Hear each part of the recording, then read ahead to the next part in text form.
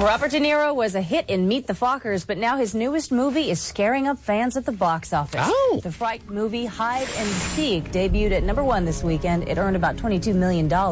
Ice Cube's comedy Are We There Yet slipped a notch to #2. Right, It slipped a brought notch. in $17 million. And rounding out the top three, $1 Million Baby. The movie, which is nominated for 7 Oscars, earned $12 million in its first week of wide release. Oh, jeez. That's a hide and seek. And? Hey. Okay. Lukewarm. Well, I wasn't scared. Gotta scare me. If you're going to send me to a horror movie, please. So is that what it was deemed, rather than a thriller, it was a horror? Oh, fine, whatever. Well. Send me to a thriller, scare me too. Okay. All right? So it didn't. Is that too much to ask? No, I That guess I can not. jump once or twice? Not even once. Is that too much to ask? No, Okay. but not even one jump? You come in without makeup, I get more scared than I get when I go to see this movie, Terry. I'm hiding. Try to come find me. Oh, jeez. Oh, wow. Marco. You saw it? I did. Yes. We scared? No. I don't know why it wasn't at all. And it was stupidly predictable at the end. Oh. I mean, if you can't fool me, a big dummy, come on. So is Charlie for real or not? If I see it coming, come on. I'm not going to ruin it for you, Stephen. It's an amazing twist at the end. Oh, there. really? Wow. Yes. Yeah, I can imagine. It was terrible. But, hey, we all got sucked in, and we're all part of the reason that it was the highest grossing movie over the weekend. So there you go. But she's a cute little girl, huh? Oh, that's one thing that came out of this movie. Yeah, we have Dakota to put this little 9-year-old on the list, Stephen, and start counting her down to age 18. All righty. All right, that little Dakota Fanning. She was wearing a wig, I understand, in this movie. Really? A black wig, yes, I read that. Okay.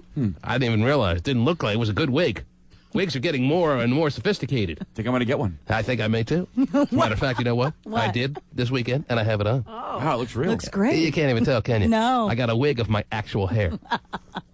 Wow. Stephen, you going to put Dakota Fanning? When does she do to be 18? Well, she'll be 11 next month. So Okay, good. That's a good start. She's just getting closer now. It's getting pretty hot for an 11-year-old. Yeah? Oh, geez, that's kind of gross. Right, wow. Yes. Hopefully it won't be an Olsen twins thing. They were hot at 9, ugly by 18. Too bad. They've gone through a lot. Not ugly, Terry. Maybe I'll correct myself, but just looking like, as I said, little monkeys, Terry. Little monkeys. They've just look a little worn out. Yes, they've been through too much being billionaires too So long. early on, yeah. Right. It can take its toll on you, stress-wise. Right. Oh, damn, too much money. It's so stressful. I can imagine, yes. Stephen. Now, last time we started a doughy list. Do you think she's going to be doughy? A what? Well, you said Lindsay Lohan will be doughy in 2009. Oh, no. Dakota Fanning's going to have a fine body her whole life. Okay. Lindsay Lohan will be very doughy, yes. Okay. Oh, now I understand, yes, the doughy list. I'm glad you kept the doughy list. Right. No, I haven't. Who else is on the doughy list? That's it right now. Leanne Rhymes should be on the doughy list. Oh, But yeah. hasn't she always been? Yes. Well, she at any moment when she loses her focus on self-care, Terry, Yeah, she does. she's going to blow up like a balloon. Right. So she's on the doughy list. All right. So some of our predictions of people that were on the doughy list in the past have come true, Terry. Okay. You're leading the charge. I think I've always been doughy. Oh, jeez. Easy now. It's something that I've had to accept. Some people have a frame that if you don't take a day-to-day interest in self-care, you can blow up. Yeah. Stephen can relate. Stephen's jotting his name down on the doughy list. It's like Pillsbury. Who else should we put on the doughy list? What celebrity looks like if they don't keep a day-to-day mindset on their body that they could blow up if they were to get a little careless and not focus on it for a little while? Let's see. I think Drew Barrymore has a chance. Do we all need some time? Yes. Drew Barrymore, that's an interesting one. Yeah, put Drew Barrymore on the doughy list. Good job there, Stephen. all right. Well done. You have a good eye for doughy. Stephen has a good eye for doughy. I know dough. That's I for mean, sure. yes, Drew Barrymore's body looks fine right now. Yeah. But she looks like if she went a few weeks without thinking about it, without watching what she ate, without making sure her calories are right, her fat intake, her exercise, that she could get really doughy. Well, in that case, then, too, then That I would put Beyonce Knowles. Really? Yeah. Really? Yeah. She's not ready for this, Jelly? Oh, just Stephen, for Terry Free, under the Terry Free doughy list, why don't you put Beyonce Knowles? I'm not putting that on my list. I'll put it on hers. We have a doughy pool. Doughy pool. How much money are we putting in the doughy pool? Terry wants Beyonce Knowles. You have Drew Barrymore. Right. I have, who do I have again? Leanne Rimes. Well, before Lindsay Lohan. Yeah, Lindsay Lindsay I'm going to take Lohan. Lindsay Lohan over Leanne Rimes right now. Hot shot? You haven't piped up at all. Oh, jeez. With the first pick of the draft, I select Britney Spears. Ooh, that's a good one. Good one. That It's is a really one. good Right under one. our freaking nose. Could have had her with the first pick. We should have all taken her with the first pick. It's like not taking Michael Jordan number 1. Yeah. Michael Jordan was taken number 3 in the draft, Terry. Really? Oh, yes. Didn't Back in know. 1984. Long time ago now. Yeah. There were 2 players taken ahead of him, Terry. And they were? They were Hakeem Olajuwon, who turned out to be decent, and Sam Bowie. There you go. Okay. He's great. Right. But in the doughy pool, Terry, many may regret that they didn't take Britney Spears number 1. That's kind of easy. I mean, she has, signs of dough already. Well, that's the point. Yeah, I guess. See, That's the doughy you wouldn't call her list. doughy yet, and yet she's looking like at any moment. As soon as we turn our back and then look back at her, she could be doughy. I think so, too. Is there a possibility that Jessica Simpson could be on the doughy list? Terry, if you want to put her on your list, it's not a terrible pick. It's not a waste of a pick. Okay. I'll put her on my list as well. Mm-hmm. Wow. Terry wants, with the second round pick for Terry Free, she selects Jessica Simpson. Okay. Jessica Simpson steps to the podium, puts on the big doughy hat, Yeah. No. as cameras are a-clicking. Steven, it's your pick for the doughy pool. Go ahead. Wow. It's tough. Pressure. I'll tell you what. You'll take some time. Hillary Duff. Oh, geez. Wow, he's already got it. In the war room. Yeah. No need for fighting. Steven's already made a selection. Are you taking Hillary Duff? You want to wait a couple of minutes and make your selection on the next segment? Take your time. Okay, if I can take my time, I'll think about it. All right, you take your time. It's a big second-round pick for you, Steven. You're trying to start a really good doughy franchise, and I want to make sure you don't make mistakes. Some of the listeners out there want to make their doughy draft picks. Yeah, that'd be interesting. What women look like that if they don't take good care of themselves. A daily overall lookover, is that it that they need to do? Not necessarily daily, Terry, but if they don't keep a weekly mindset somewhere on key structural days during the week, Right. before they know it, Bam. Dough. they're going to be plump and juicy. Now, is it the first to dough, or is it like when your whole team gets there? Or? No, the first to dough wins this pool. Wow, okay. All right, we all get 6 draft picks, Oh, and okay. we'll pick them throughout the morning. Sounds good. All right? All right. How Steve- much money? Steven, that's the next pick. Let's all put in $50. Okay, I got you. First one to get doughy wins the pool. Cool. All right, you good? Yep. All right. The T-Man. Now, more nonstop music. Jury selection begins for Michael Jackson in a California courtroom. The pop superstar facing 10 counts ranging from molestation to false imprisonment. Sure. Jackson's accuser is a boy who stayed at his Neverland Ranch in early 2003. Right. Tonight, Jackson is fighting back over leaks during the grand jury investigation. Leaks. Check out this statement from his website. Oh, jeez. Please keep an open mind and let me have my day in court. Sure. I deserve a fair trial like every other American citizen. I will be Yeah, I'm sure it's going to be a very fair trial. It's going to be a circus. It's going to be the biggest circus, well, I was going to say since OJ. It's going to be bigger than OJ. Yeah. All right. It's going to be a 6-month trial. That's what they're estimating. Already there have been leaks that caused Michael Jackson to make this statement on his website that was okayed by the judge. When have you heard about a trial where the judge okays a statement by the defendant before the trial even begins? Yeah.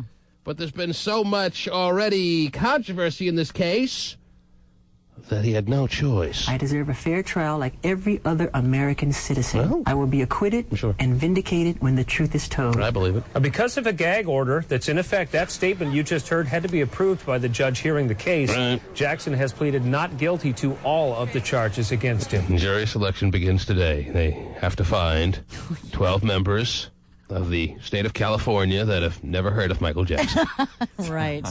or have any idea of what these charges are all about and all that other fun stuff. Yeah. They got to make sure they can't moonwalk, nothing. Come on, sir. I see that sequin glove sticking out of your pocket. You're dismissed. Yeah, exactly. You're a huge fan and you know it. They all show up with their albums and they want him to sign. Right. Oh, no, we don't know who he is. There may be a couple of members of the media there, too, as the trial gets underway today, I have a feeling. Just a few? Yes, covering this trial. Yeah. We'll have to wait and see how things begin today. But it does begin today. Yeah. What they, again, believe will be about a 6-month trial. It all gets started today. Is Michael Jackson going to be a free man when it's all said and done? Or will he be a convicted criminal headed for prison for a serious period of time? Have to wait 6 months? We can't find out today?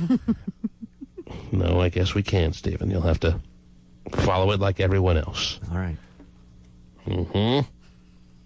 Michael Jackson is going to be, if he does wind up in prison, Terry, he's going to be a tough inmate to handle for some of those guards and other prisoners. Yeah. You know, running things and Sure.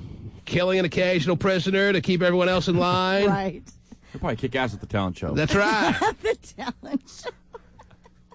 Some estimate he may be a big hit at the talent show, yes, no doubt about it. We'll have to wait and see how this all turns out. But I think he's going to be found innocent, Terry, because I think he is innocent.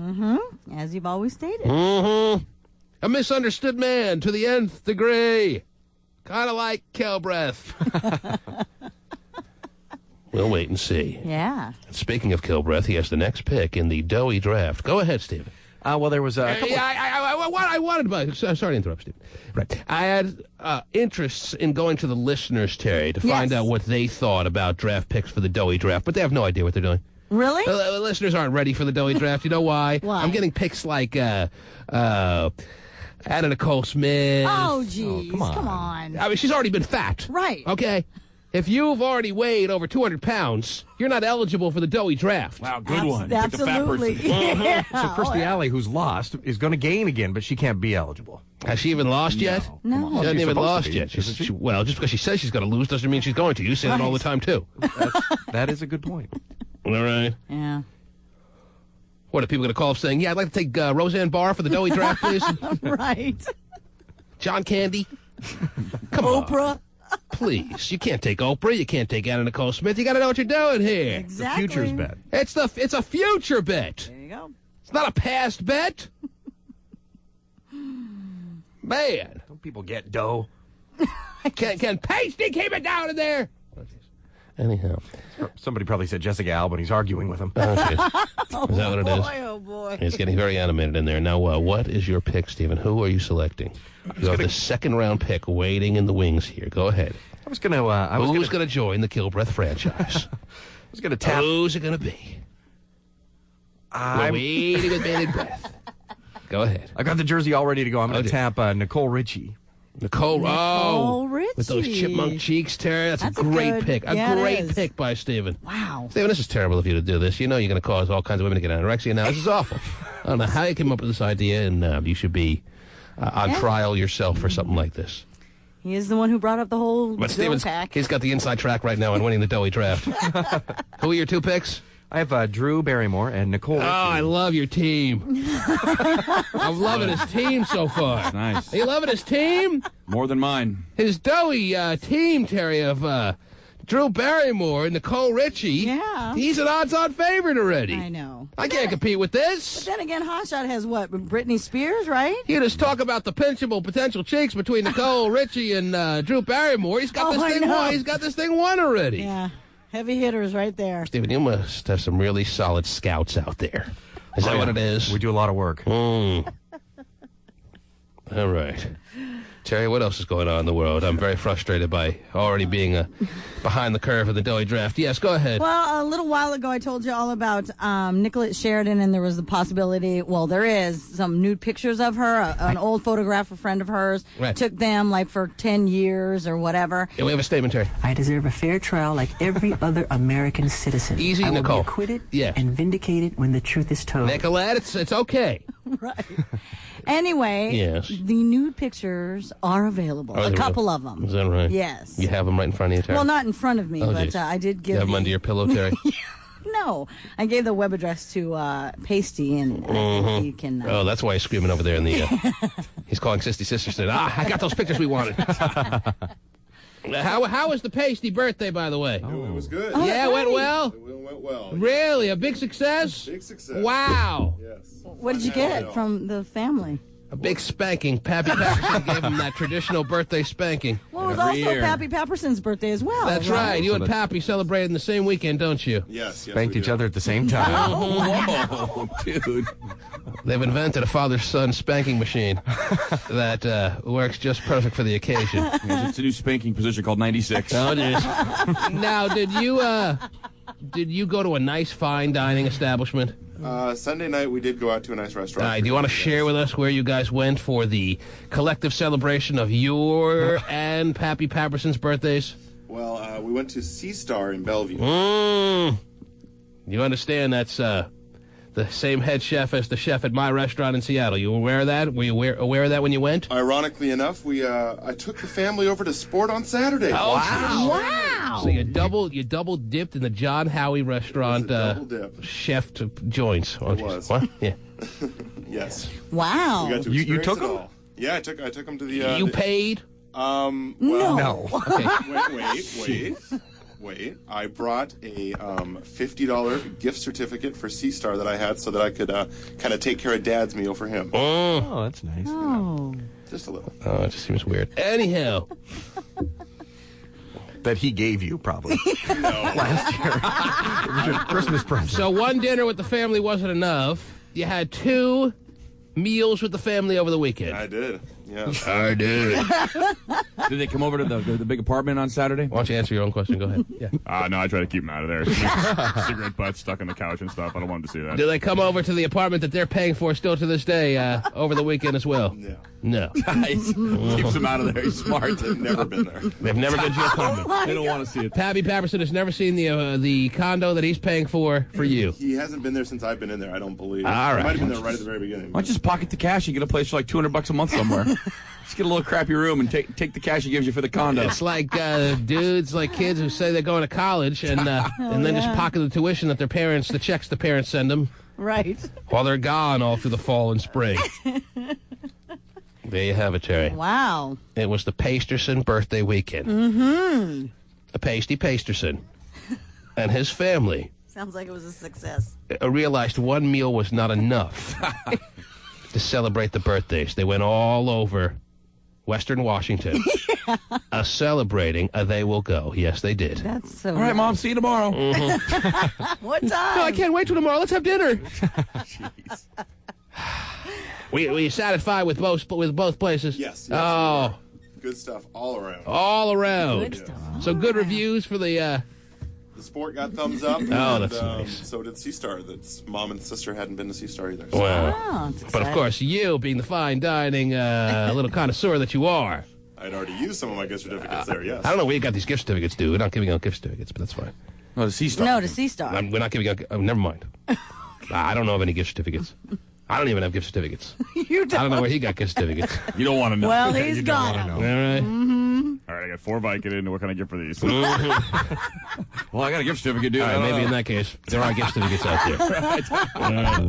The T-Man. The dollar bill game. Tabitha? Yes? How many dollar...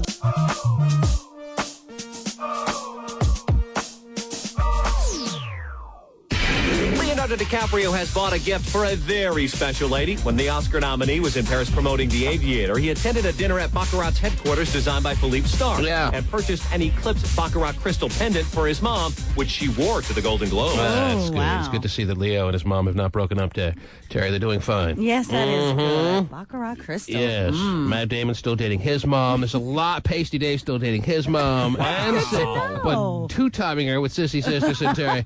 It's one big happy family out there. It's terrific, don't you know? I think things are heating up, man. 2 dates with Mommy? Yes. And Sissy? If you go on 2 dates with my Mommy Momerson and Sissy Sisterson over the weekend, this is getting way too serious, Pasty. And don't forget the spanking. With Pappy Pepperson. The father-son spanking machine was a big success over the weekend. It was just a big, old, successful Pasterson weekend.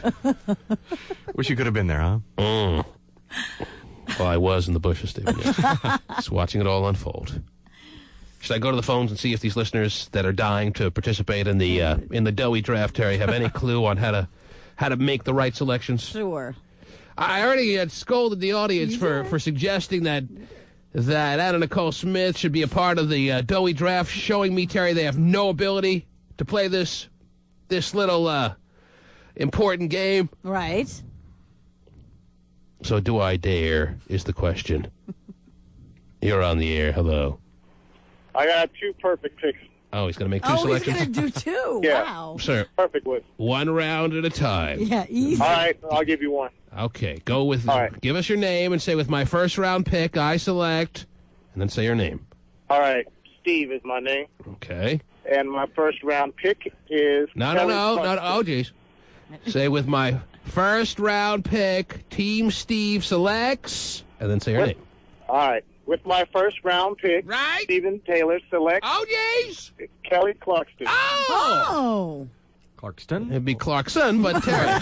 Good enough. This man, I don't watch that show. Steve Taylor, whatever his name was. Oh, Steve Taylor. He's awesome. Boy, what a picker. Let me tell you this. He has picked someone out there that may not be the biggest of celebrities, but has obviously a lot of potential. We saw that in American Idol 1.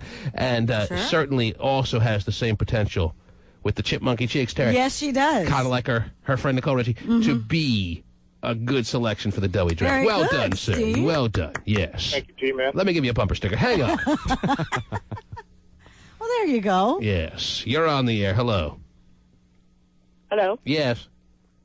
Yes, I have... Well, she has chubby cheeks, but they're not her face cheeks. Well, J-Lo. Say with... Well, you can't just spit it out like that. Come on, make it official. With my first round pick, then say your name, selects, and who it is.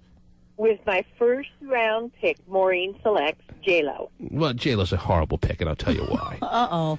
Terry, you can't be picking... J-Lo's an adult woman already! Okay. What is she, 50?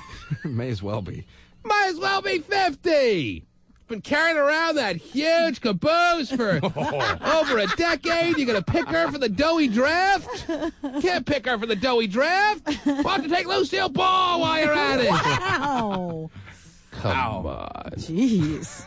I'll take her neighbor. What was the neighbor's name? Ethel? Ethel, yeah. Ethel Mertz. It's a great pick. You're on the air. Definitely doughy. J-Lo was born in the 60s. We can't Go ahead, sir. Make it official. Go ahead. And with my first round pick, yes, Bobby picks Ashley Simpson. Well, my bubbala, that is a horrible... How can you get more of a rail-thin selection? Yeah. I mean, you're really going to promote anorexia here. If you pick Ashley Simpson, even Terry's pick of Jessica Simpson was sketchy. But Ashley, and you got to keep in mind, we've seen their parents, 2 thin parents. Ashley's as skinny as a rail. They got to pick Ashley Simpson? Well... Why don't you pick Mary-Kate Olsen while you're at it? Right. Why don't you pick Kate Moss? Oh, there you go. Now, is doughy not all about eating? I mean, it's the body chemistry, right? You're on the air. Where's the eye for talent, Terry? Where's the eye to spot talent for the doughy draft? Yes, go ahead. T-Man. Yes. In the first draft, Donovan picks Christina Aguilera. Well, Terry, also in a Ashley Simpson kind of way, very rail thin, but has shown an ability to have an interesting-looking pot belly. So for that reason, I'm not going to scold this man for his pick. So Donovan did okay? I'm not going to predict that Donovan's going to be winning any massive prizes in this doughy draft competition. I still think Steven has cornered the market on victory. Steven's done well. Steven has done well with his 2 selections. Again, your 2 selections in the first 2 rounds were what, Steven? I had Drew Barrymore. And then Nicole Richie. Mm-hmm. Wow. Pretty solid. Yeah. Yes. Very solid. Might as well call off the competition now. Yeah, you make it no fun, Steven. Announce Steven the winner. Jeez. And Kelly Clarkson was a good one. I just don't see her that way, though. That's why I didn't think of her. Stephen Kilbreth is the Chicago Bulls of this game. Okay. Even though the Bulls are having trouble these days. Yeah, this year's Bulls? They're still a dynasty. And will be for the rest of our lives. All right. Terry, what else is going on in the world, please? Well, Spike TV wants the rappers to end their beefs, and they want it to be done over a friendly game of televised poker. Celebrity poker. What a concept, Terry. I love it. I know. But, it's a little bit different because, they're picking rappers who have beefs with one another. So rappers engaging in celebrity poker, but not just any old rappers. Right. But rappers who hate and want to kill each other. Pretty much. That could make for entertaining TV. Hey, why not? So what rappers do they have in mind? Well, they kind of threw out the name 50 Cent and Ja Rule. 50 Cent? I've heard that name before. Yeah. 50 Cent. Let's see. Oh, yeah, 50 Cent. Yeah, right. 50 Cent and Ja Rule because they want to kill each other. Yeah, pretty much. So get them. It'll be like the Old West. Two gunslingers that want to kill each other, get down, and play a nice game of cards. Right. Mm-hmm. And then kill each other. Why not? All for charity, though. There you go. Do they think that'll be therapeutic for 50 Cent and Jay-Z to sit down at a card table and play 7-card or 7-card stunner? Or obviously no one's playing that anymore. Texas Hold'em, Terry? Well, maybe for 50 Cent and Ja Rule, yeah. Yes. Possibly. That's what they're hoping for. Calls to Tupac and Notorious B.I.G. have not been returned. Right. Yeah, but they will be there with their new CD. But they are still holding out hope that they will be able to participate since their albums, have just hit record stores over the past week. New release. Mm-hmm. So, yeah. So that's what their new concept for entertaining TV is. Yes. It's rappers who are feuding, playing in a nice old-fashioned game of celebrity poker. Yes. Mm-hmm. Now, have Jay-Z and 50 Cent acknowledged being invited on this show, Terry, by Spike Television? No, they haven't, because it's still kind of in the works. I think they're kind of trying to contact the rappers themselves, right? Get through their people to maybe, get it together. I see. Mm-hmm. Anyway, the loser of the poker tournament would donate their money to charity. We'll see about that. Yeah, right. You wonder why they're not returning calls, Terry. That's what they're hoping. And the winner gets to do what? The loser has to donate. What does the winner get to do? Well, it should be winner take all, and the winner can do whatever the hell they want with the money. They want to give it to the tsunami victims? Great. If they want to keep it to themselves, that's their prerogative. That's what it sounds like is going to end up doing. They say, though, the spirit of friendly competition would help dissipate the animosity between the two of them, the feuding. And I'm saying, don't be so sure. Wait till Jay-Z turns over a full house, and 50 Cent says, F you, mother trucker, I got 4 of a kind. And then he gets accused of cheating, Terry, because nobody gets 4 of a kind. Are you accusing me of cheating? Yep.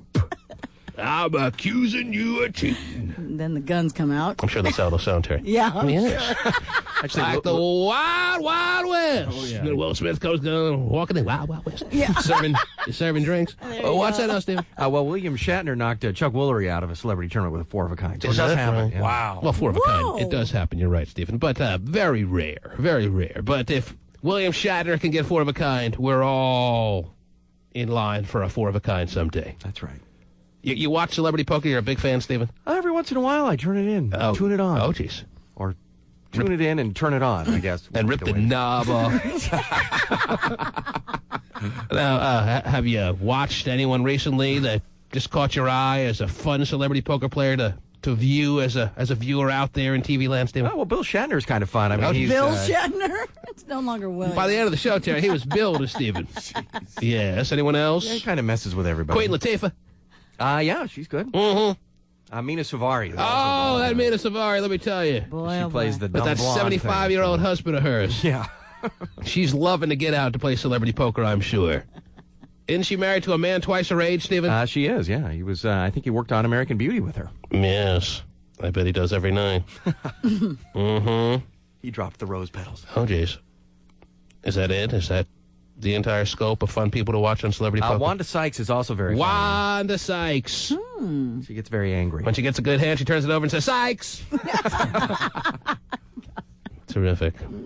You know, they're doing a local celebrity poker little dilly in town here. They actually started filming it over the weekend. I know this because they asked me to be on it, Terry. And are you on it? I said no. Why? Really? I had to wash the car that day. But you like to do that. You like to play poker. And Not on TV, Terry. Oh, okay. All right. Well, was it a big, I was supposed to sit at a table with Jeff Nelson, who is now a member of the Mariners again. Is that right? Really? Nelly. Right. Really? They're big-time celebrities, yes, Terry. Boy, oh, boy. But you said no. Who else was supposed to be at my table? I know the likes of who? I mean, they kept calling me with people who were going to be at my... Who else was going to be at my Lewis? table? Dan No. Lewis? Oh, then I would have been in like a Like Flynn, Stephen. Who else? I can't remember. I have to check my voicemail. They called me a number of times. Wow. Stevie Rabel. Stevie Rabel? Little Stevie Rabel. Oh, jeez. Is he in? I don't think Stevie Rabel was in. Okay. Garth Swanson? Well, he's the one who's hosting the deal. Okay. It's on, it's on Cairo TV. Yeah? Mm-hmm. Wow. They had some, I think Ray Allen is going to be in, and very cool. They ran me down a list of nice names. They've done good work there. Mm-hmm. New York Vinnie. Well, as everyone knows, we have a bigger feud going than Jay-Z and 50 Cent. What, did he steal your lunch one time at the office? And obviously, if you've looked at him lately, he's not giving it back. But T-Man, I tell you what. Can I have that granola bar? Okay. Well, anyway, you'll be seeing, I guess, a localized version of Celebrity Poker soon, Stephen. Oh, that'll be fun. But you won't be seeing me with the blue. They said, we'll put a blue dot over your head. Leave me alone. If we were going to do that, you should have done it. You should have. Not interested. Sit there in a mask. That would have been great. First off, Little eyebrows. First off, Michael Myers mask. It was awesome. I would have won so easily, it wouldn't even have been funny. Wow. And I guess they still want me to be in this thing, the Celebrity Poker thing, that even now that they've shot the preliminary rounds, or they're shooting the preliminary rounds, they said if I just want to be in the finals, which makes no sense to me, I can join in whenever I want. Well, you got to buy first round. I got a first and second round, third round, I go right to the finals. Wow. How about that? But I don't think that's going to happen. Oh, jeez. No. And you got to go home and do nothing. I got a lot of nothing to do. Right, we all do. And supposedly any minute now I could have a baby. Although at this point I've gotten to wondering whether he's ever going to come out, Terry. We're a little late, right? Have you already painted over the room? Yeah, I know. Come on, let's send everything back. But let me tell you, my son has already come into play, Terry, as a very convenient excuse of getting out of things. Well, I mean, I got a baby coming. Can't be there. Got responsibilities. You can have lunch with us today? I got a baby to worry about. Okay. One more quickie. What do you have there? Real quick. What do you have? Well, fresh off her split from Brad Pitt, it seems that Jennifer Aniston has found herself a new man. It's her co-star in her new movie called Derailed. His name is Vincent Cassel. And apparently he's a French actor. He's married to some really hot woman by the name of Monica Bellucci. Oh, jeez. Yes. So I'm trying to get you some pictures of her. I know what she looks like, Terry. Yeah. I'm familiar with her. Oh, okay. Yes. Hot? Pretty hot. Hotter than Jen? Hotter than Jennifer Aniston? Yeah. Yes, only because she's a newer, fresher face. Oh, okay. Fresh and new. And if are you talking about Jennifer Aniston from like 5, 6, 7 years ago, or Jennifer Aniston right now, all through the stress and tribulations of going through a sticky and messy divorce? Jennifer Aniston now. No, I'll take Bellucci. Oh, okay. Well. I'll take Jim Bellucci. and an interesting note about this Vincent Cassel guy is that he appeared in Ocean's 12. Oh, is that right? He must have been the guy who was the big thorn in the side of Mr. Clooney. It was a great movie. You're on the air. Hello. Yeah, me? Yeah, you. Hey, what's up, man? How are you, sir? Can you let me know how I'm supposed to say it again? Oh, the format? Everyone wants to play. People don't want to mess up, you know. I got an excellent With pick. the first pick of the 2005 Doughy draft, insert name, selects, insert name. Go ahead. With the first pick on the 2005 Doughy draft, Tim Street selects Raven Simone. I believe it's Simone. Yeah. But that totally Raven, that's a perfect... Well, Tim Street's an interesting pick. I have to look at some recent pictures of her and get a full analysis. He did. How old is Raven Simone now, Terry? When she was on Cosby, she was 2, right? She's like 18, I think. 18 or 19. When she was on Cosby, she was 6 months old? Yeah, something like that. Yes. Seriously. And could talk. It was amazing. And she's a chunky one. Yeah, she is. Can I ask She was just in a movie with Eddie Murphy, though, wasn't she? Yeah, she was in Dr. Dolittle 2. Yes. Yeah. Well, she's already doughy, then. Oh, jeez. If she's already doughy... She wasn't really doughy in that movie, Steven's taking this very seriously. You know why? He is. Because he knows he's the front runner to finally win something. Wow. And he's going to battle tooth and nail. Does Eddie Murphy make movies still? Yes. He does. Okay, doing quite well, actually. Wow, I didn't know that. That's amazing. Dr. Dolittle 2. Wait till Daddy Daycare Part 2. Oh, yeah, that's a good one. Woo! You're on the air. Hello. Hello? Yes. Hey, G-Man. How are you? This is good. How you doing? Go ahead, sir.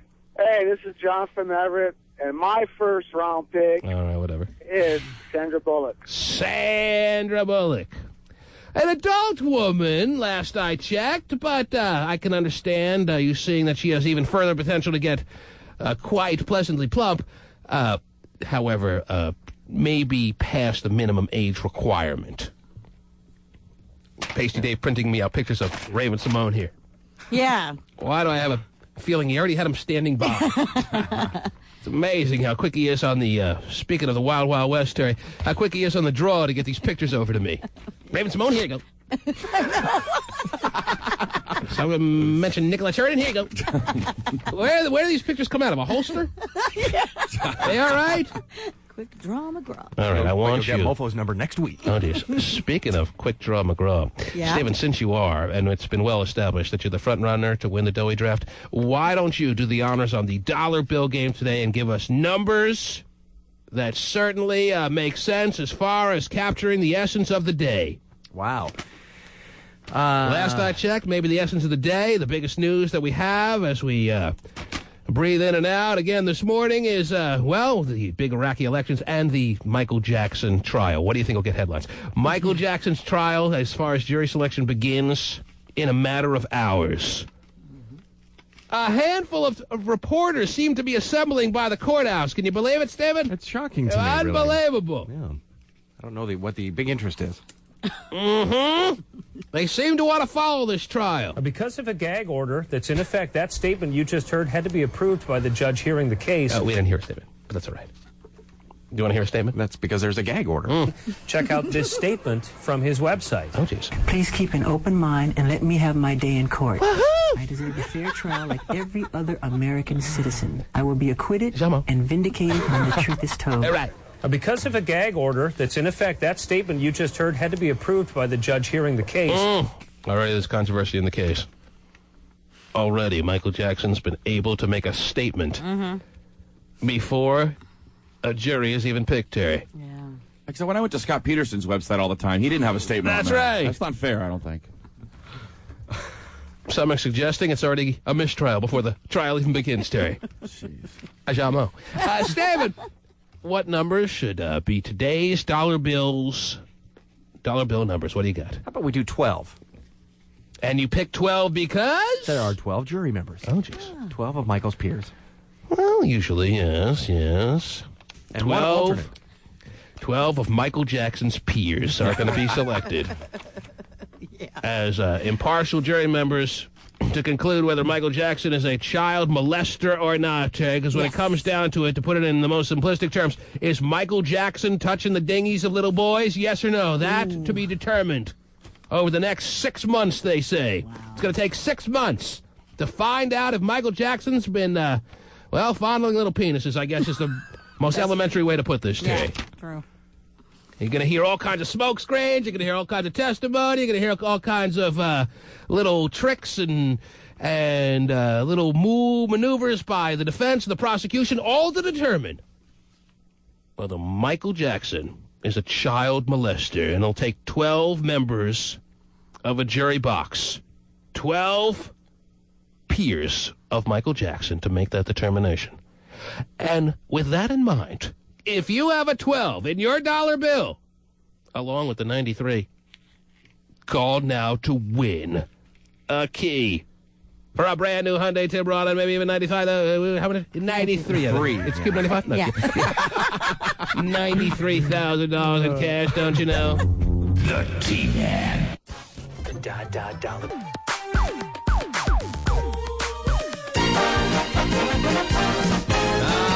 It's time to find another winner, Terry. And how topical today's numbers are, don't you know? Yes. The number 12, representing the 12 members of Michael Jackson's, it's a jury of his peers, Terry, don't you know? That's what is going to be selected by, they hope, the end of the next couple of weeks. It may take 2 weeks to find the right jury members, Terry. Wow.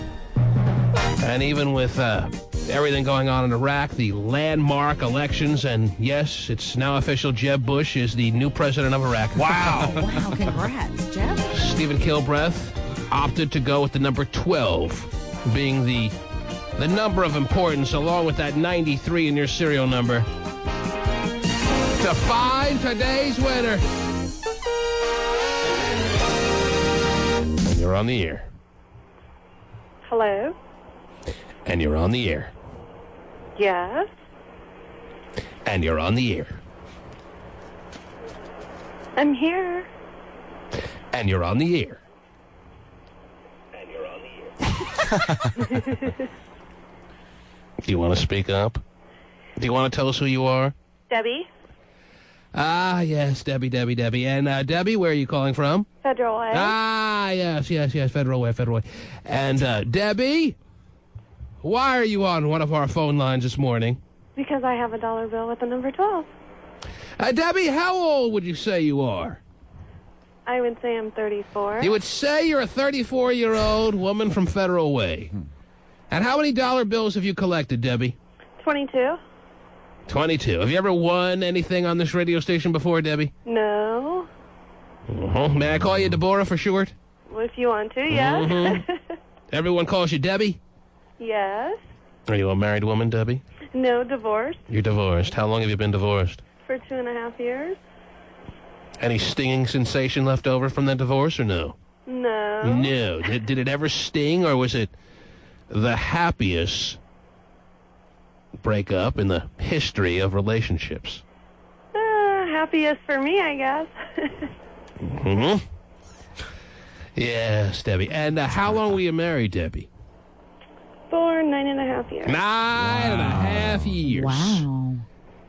And you're obviously getting back into the swing of things, being a single woman. Is that fair to say? Or you never really quite have gotten the hang of it? Well, I have the hang of it, I think. Oh, geez. Boy. Well, what does the hang of it mean to you? What does that mean? I don't know. I mean, I don't go out a lot, but I did that when I was younger. So I have the hang of it with knowing what I need to do with... you got the hang of that while you were married. And everything else. Yes. You went out enough while you were married that you don't need that now that you're single. Right. Is that what you're saying or no? Well, kind of, yeah. We both did. You both looked the other way at what the other was doing and went out and had your fun. No, we went out together. Oh! Still looked, but... One would say if you had such a time out in the social world together as a couple so successfully, what brought the end? Why the end of the marriage? Oh, jeez. You turn on that snowblower? What's going on? There's an espresso machine in her car. Oh, jeez. I'll take a double. Okay, sorry. What happened? Why did the marriage come to a crash and burn type status? I just think we weren't meant for each other, I guess. Can you stop doing the dishes for 2 minutes while we're talking to you, Debbie? Sorry. Okay. What are you doing there? What's the sounds? I'm making a mocha. You're making a mocha. Are you a latte stand worker? Yes, I'm an owner, actually. Oh, an owner! Sorry to diminish your status and suggest you may just be working there. Right. She's a big-time latte stand owner, Terry. That means the cash flow is big, the money is being raked on in, and Debbie could really afford to pass this chance of winning a car and $93,000 onto somebody else. Right, Debbie? No, because I'm not a big-time. Otherwise, I wouldn't be working it. Working it. Oh, she's not working, Terry. She's working it. Did you hear her words? I heard her. Working it. Have legs, will travel. Woo! Is that what you're doing right now, Debbie? You're working it? Well, I'm working the stand, yes. Yes. Making a frothy foam. Oh, jeez. Terry certainly knows something about that. Don't stop till you get enough. Debbie, things going well in that aspect of your life? Your little business that you've taken on, or what?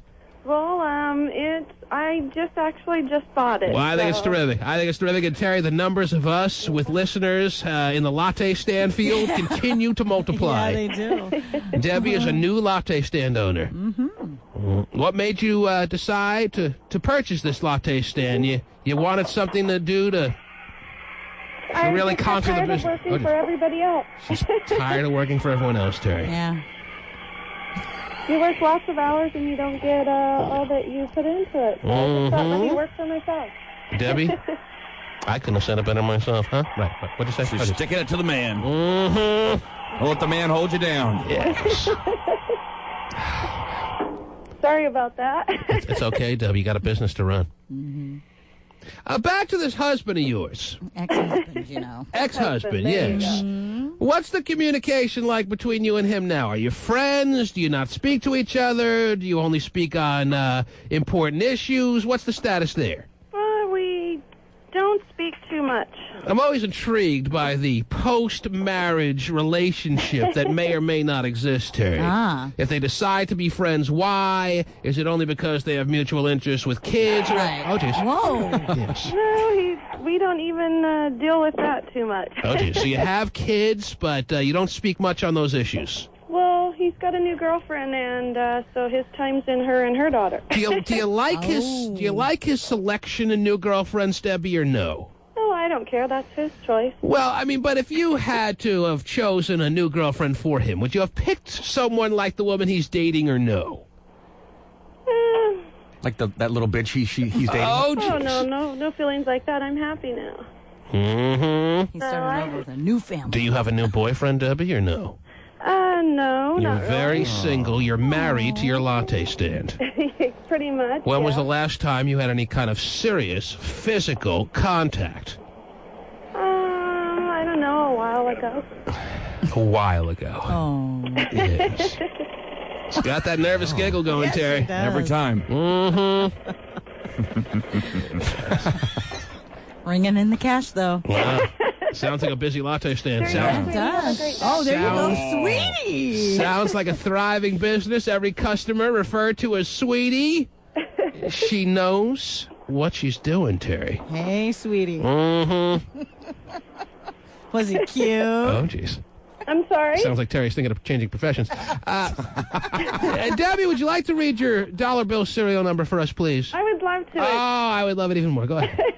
F as in Frank. I don't get called sweetie, though. Yeah. No, you 1 didn't. 2 Yes. 577939. F as in Frank. 2 F's surrounding numbers, Terry, that certainly accomplished the goal of the morning as far as Steven's numbers that he threw out there. So thanks to Stephen Kilbreth, Debbie, it sounds like you, the latte stand owner, is a winner in today's dollar bill game. How does that sound, sweetie? Thank you. That sound good? That sounds great. Hey, I have a question for you. That's the first time I bet you had 2 F's in a while, huh? Back to back. There you go. Wow. She's smothered by 2 F's, Terry. Yes. Isn't that ironic, Terry? You call that irony. I say it's there for a reason. It's symbolic. You're winning your success this morning sandwiched by 2 F's. Hey, don't fight the signals. See the signs, Debbie. So I better get busy, huh? See the signs. There's the sandwich in your future. Oh, jeez. Whoa. Something tells me there's one in yours, Steve. Sounds like Stephen may be volunteering. Yeah, to go to Subway. As long as I'm the meat. Debbie, you said you had a question. What's the question? I want to know if you had your baby yet. I have not had my baby, Debbie. Still waiting. Jeez. Okay. No, it's in the back of the studio.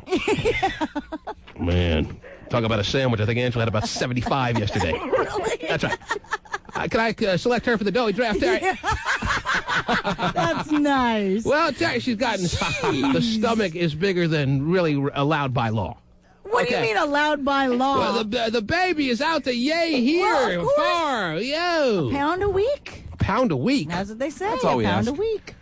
It's the amount of salami I buy at the deli every week, Terry. Debbie, I'm very honored that you're so interested.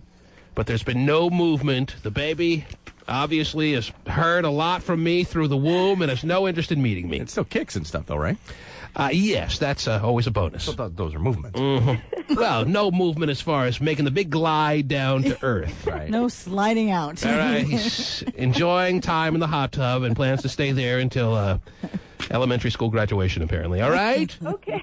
All right, Debbie, hang on. Congratulations, Well Debbie. done, Good Debbie. job. Take care. Good luck to you. Oh, Yeah. geez, that's Debbie. That is. Quite the entrepreneur, Terry. She is. Mm-hmm. Congrats to her. You hear those words she gave us? That should be, hey, maybe words that people should find as inspiration. I got tired of working and answering to people. So I bought a little rundown, useless latte stand. But I'm the boss. But she's the boss, and who knows what she turns that joint into. Right. Basically, all you buy when you buy a latte stand is an umbrella. Let's see what Debbie can do with that umbrella. Good luck to you. The T-Man. Here's one way to get your spouse to stop snoring, an implant that's getting more popular called the pillar palatal implant system. Doctors shoot 3 of the small implants into a person's soft palate area. By making the palate more stiff, the vibration is reduced. Oh, jeez. Here we go. More medicines that make you stiff out there, Terry. How about this? Oh, okay. Mm-hmm. Stop snoring. Mm-hmm. All the answers. Doctors shoot 3 of the small implants into a person's soft palate area. Oh, by making the palate more stiff, the vibration is reduced. And in one study, one patient's snoring went away completely after 3 months. Some of the side effects, though, include a temporary sore throat. Yeah, some side effects. David, you look like a snorer to me. Really? Yes. Do you have a snoring problem or no? I don't think so. I think only you look like a back sleeper, too. Back sleepers tend to be more... He looks like one of the snorers. He doesn't look like a dude like goes to sleep on his stomach. Really? No, Yeah. I'm not on my stomach. Sprawling out. Yeah, you look like I'm a side guy. You're a side guy, really? Yeah. I saw you totally back, but all right. I don't want to see you too long anyway. So, all right, you're a side sleeper. I think so. Yeah. You curl up in a fetal position type maneuver, or what? No, I think I'm stretched out. You know, I mean, there may be a little bit of a bend in the leg. Oh, but jeez. You know, a little flex. Anyway, so being you the side sleeper, I would imagine maybe you're not the snorer that I predicted. Well, I think when I have some sort of cold symptoms. Oh, jeez. But other than that, I don't think so. Mm-hmm. So you're the one when your wife, hey, babe, wakes you up in the middle of the night and complains that you're snoring so loud, you always say, well, I have a cold. I'm all stuffed up. I do, but then this I stop. cold just doesn't seem to want to go away for the past 9 years. What's that? I miraculously stop. I mean. Oh. So you're not the snorer is what you're saying? Yeah, generally not. Mm-hmm. Well, there's a cure now. Good. You hear that, Terry? There's a cure for snoring. That's good. I've heard you complain about your husband being a snorer. He is a snorer. Oh, that's got to be tough. It is very tough. Like a buzzsaw or what? Like a buzzsaw. Oh, well, geez. actually, I mean, and especially during like allergy season. Whoa. Whoa. No sleep there. Not for you. Not for me. Okay. So maybe we'll have to look into this. Maybe you'll have to give him a couple of shots on his soft palate like they're suggesting here, Terry. That's right. Maybe so. Seems simple enough. Mm-hmm. Stiffen it up. Wherever the soft palate is. Yep. In your back of the throat, I believe. Mm-hmm. Sounds good to me. Mm-hmm. Give it a go. Yeah, why not? What else is going on, Terry? What else do you have there, please? Well, a priest in Massachusetts has resigned. Oh, that's all you have to say. Right. A priest in Massachusetts. Here we go. We're all holding our breath. What did he do with his soft palate, Terry? Well, he has actually resigned his position after being accused of asking... What else is new? Yeah, why is his throat sore, too? Yes. After accused of asking a 12-year-old girl and her mother to perform a sex act on him. Wow, this is a new one. Well, a 12-year-old girl and her mother. Yes. Where's the 7-year-old boy in this equation, Terry? I don't know. Oh, jeez. 55-year-old priest, by the way. A 55-year-old priest asked, what was this now? He is accused now of asking a 12-year-old girl and her mother to perform a sex act on him. Mm-hmm. Yeah, it happened at an Italian restaurant. They were all in an Italian restaurant together? Mm-hmm. You see? It was just a misunderstanding. All he wanted was the cannelloni and meatballs, and before you know it, he's involved in a major scandal. That's all it takes. Yeah.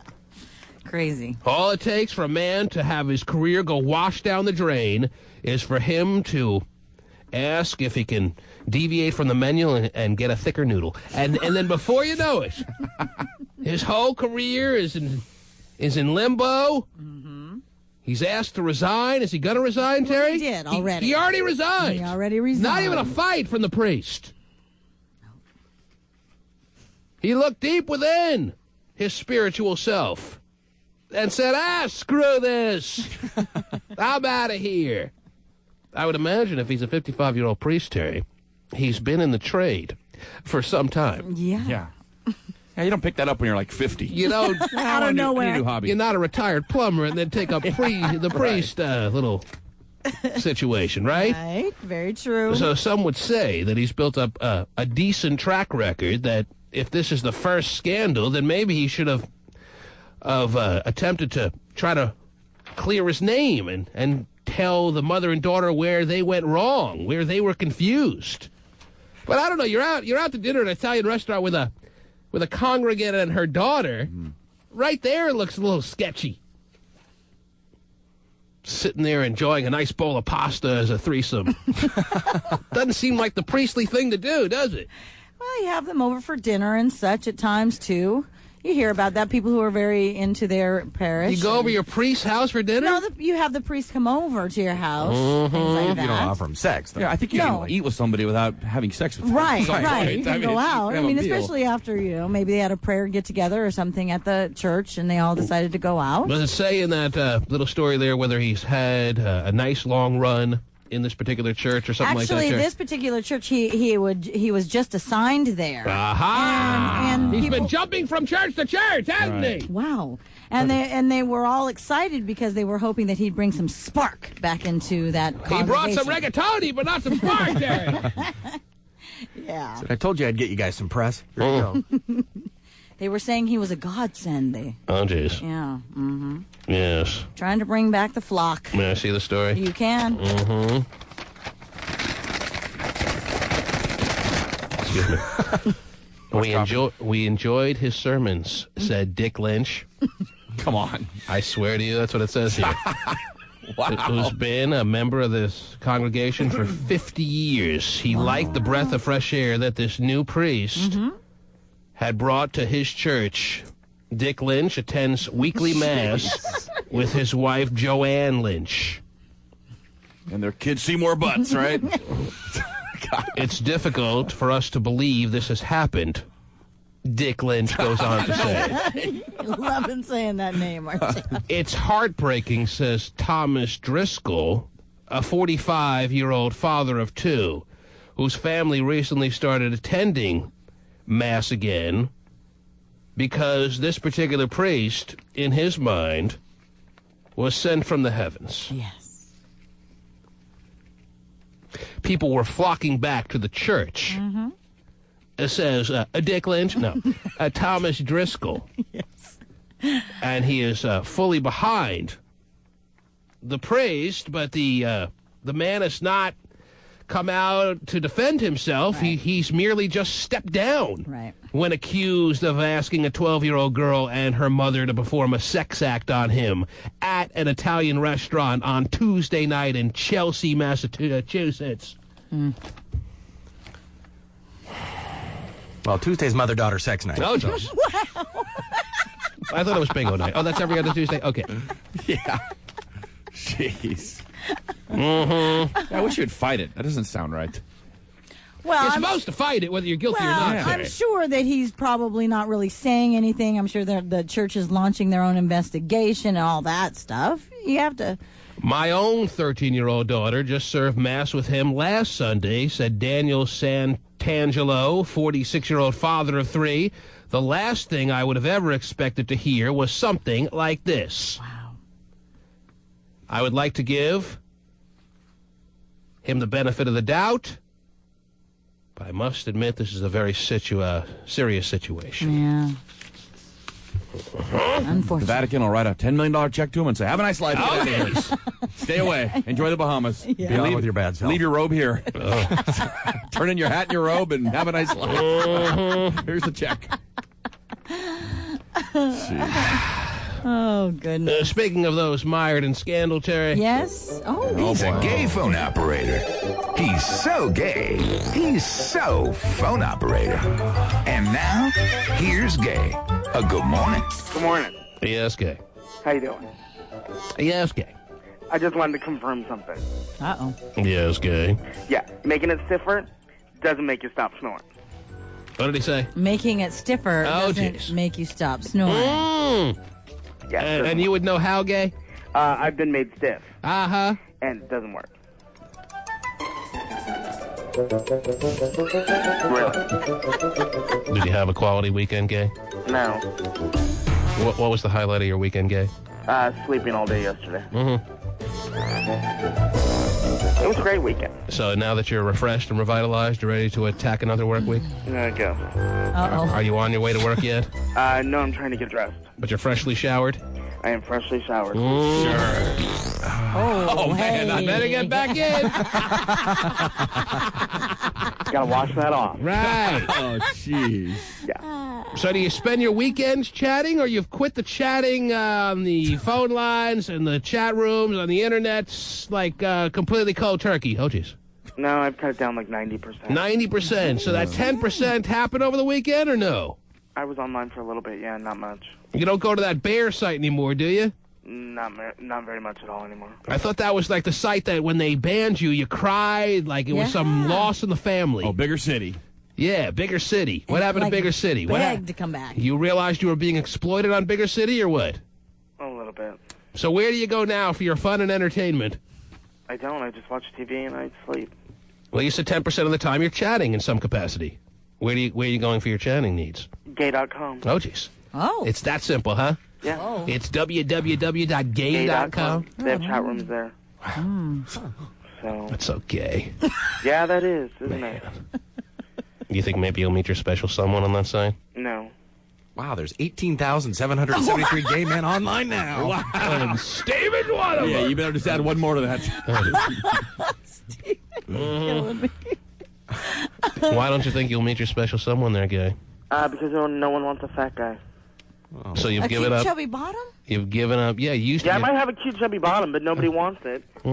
So you've given up hopes. You've given up all prospects and dreams of finding Mr. Right. Well, I'm fat, yeah. Hey, my girlfriend likes it. My cute chubby bottom? You should be straight. Women are more into it, I guess. No kidding. These gay guys are tough customers. They're not into that crap. A little bit pickier. Yeah, I'm not into straight women, sorry. But you're still chatting 10% of the time, and you're looking out there for somebody. No, I'm not looking. Then what are you doing? That up. You're just going there for some laughs, some entertainment. What? Some sympathy. Trying to do that, then sleep all the time. Mm-hmm. All right. It's better than nothing. Yes. Good to see you. Turning your life around there, Chief. Jeez. Hey, thanks. Yeah, it's not like people contact me.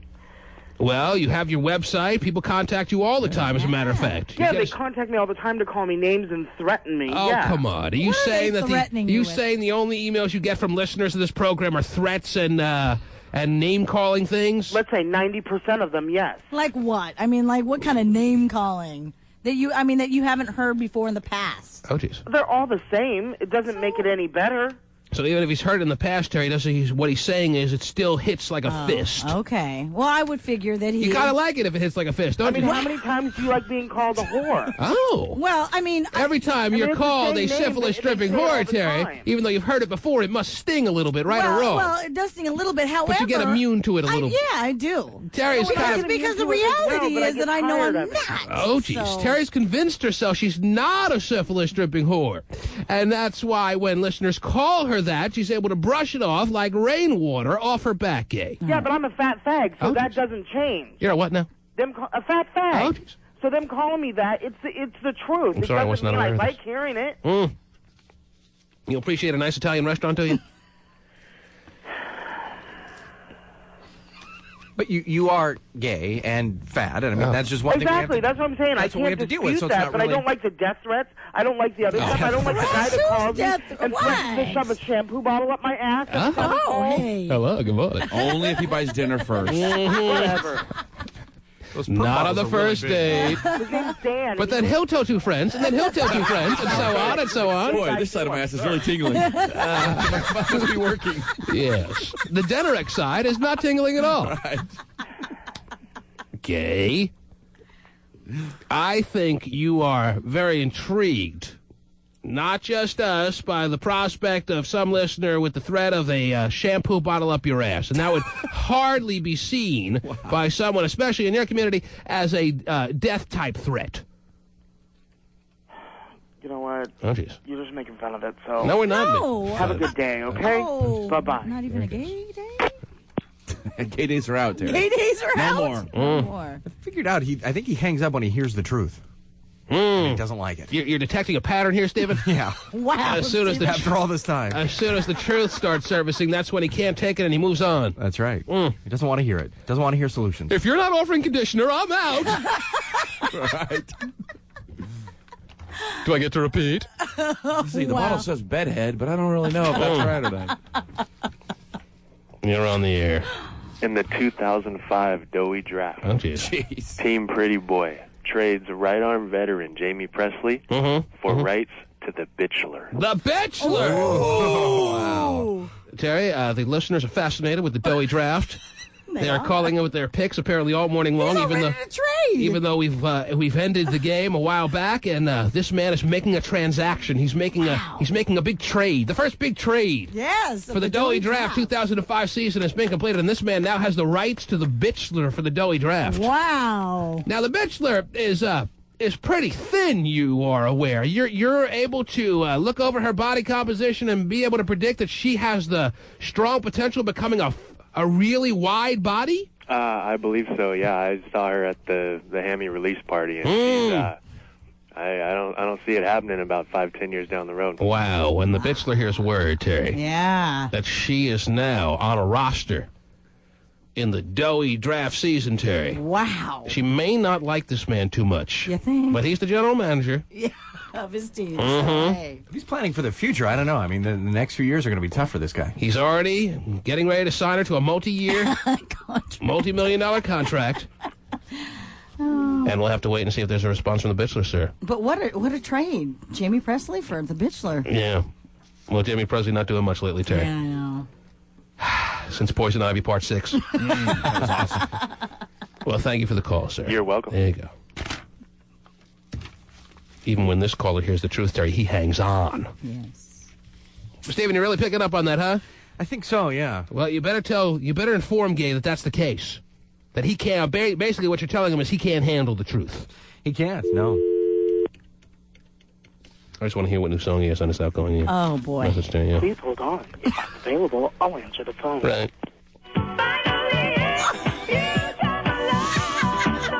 Now, how does that make sense in his life, that song? How does this song make any sense, Terry? It doesn't. Who came along? Yeah, who did? Is this the highly requested gay man song, or what? I'm ready to take off the shirt and put on the chaps and hit the club. Jeez. Let's go to the Cubs. Can I borrow JD's police hat? No way. No, just his boots. Hi, I'm not available to take your call right now. Please leave your name. We've been screened, and we've been thrown to the voicemail scrap heap. Whoa, We've denied. been rejected. That can't happen, Terry. Call him back. We're too important for that. That's right. Come on. He needs to hear it from Stephen. Mm-hmm. I'm sure he'll appreciate it. You're right there, Hunter. Please hold on. If I'm available, I'll answer the phone. Right.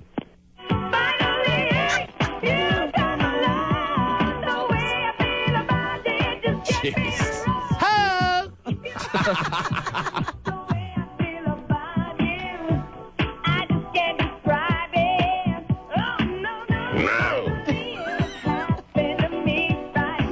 Oh, she needs to put out a new CD. It's about time. Hey, Jody Watley. Yeah. I thought we weren't supposed to hear a ring. Well, Hi, I'm not when we available get to take your screwed call like right that, now. we do. There it Please is. leave your name and number after the tone. This sucks. Who's on the other hotline? That's Gay? Oh. He's calling us back on the other line, Terry. Oh, goody. I don't know if I want to take his call, Terry. Screen him. Please hold on. If the T-Man's available, he'll be with you shortly. Yes, I'm ready. Oh, jeez. Is that the one you'd put on? Let me see what song would work for my outgoing message. Let me find something. I gotta decide whether to take his call, Terry.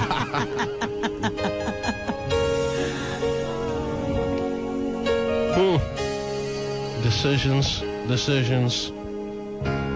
Look into my Okay, not really. Okay, yes. If we call you, though, we're going to want to hear all 4 minutes. That's the problem. I can't put the phone down. Yes, Gay. My phone is in the car. I can't get to it. Oh, why are you losing your voice over this? I'm not. I'm running around trying to get ready for work. Oh, so we're holding up your procession for the checklist of things to do before work. Yeah, I have a checklist. Well, mentally, you probably have a checklist. I do. One of them is to call you an asshole. Well, you can check that off with authority now, can't you? Boy, Since that one for the day, I feel good now. Well, now that I've heard the truth there, I think I want to hang up. Oh, okay. Steven, you wanted to tell the gay phone operator man something? Well, it seems like when you hang up or get angry or something, it's like when you hear something that may ring a little bit true and it frustrates you or something like that. No, yes, it does frustrate me, and yes, it might be the truth, but usually when I hang up is when you start making fun of me and it gets to a point where I don't want to take it anymore. But see, I don't think people were making fun of you at all. I really think that it's trying to be helpful. Mm-hmm. Wow.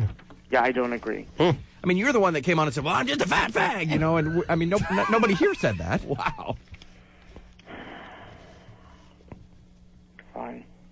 Well, what he said is true. You are the one who called yourself the fat fag. I am a fat fag. Wow. Well, then how are we to blame? With that kind of, I tried to use as an example with me being called the fat fag and you being called a whore. All right. Well, you know, I hate to keep going around and around with this guy. You could understand, Terry. You tend to focus on the negatives, it seems like. There seems to be a pattern of... What positive is there? Well, you are... What positive? Tell me. There are none. You could be a fat fag, but jolly. Oh, jeez. Oh, that's funny. No, Gay, the reality is, whether you want All fat people are jolly. Whether you want to acknowledge it or not, you have legions of fans out there that I got a ball that shakes like a ball. Some of you shakes like a ball, Joey, too. Oh, jeez. They adore... us making fun of you? They adore your every move, Gay. Don't you know? Yeah, every shake and wiggle. Oh, jeez. That's not what I I'm wobble. I don't fall down. Mm-hmm. Can you do the truffle shuffle for us, please, really quick? Yeah, so you can check all these things off the checklist for the morning game.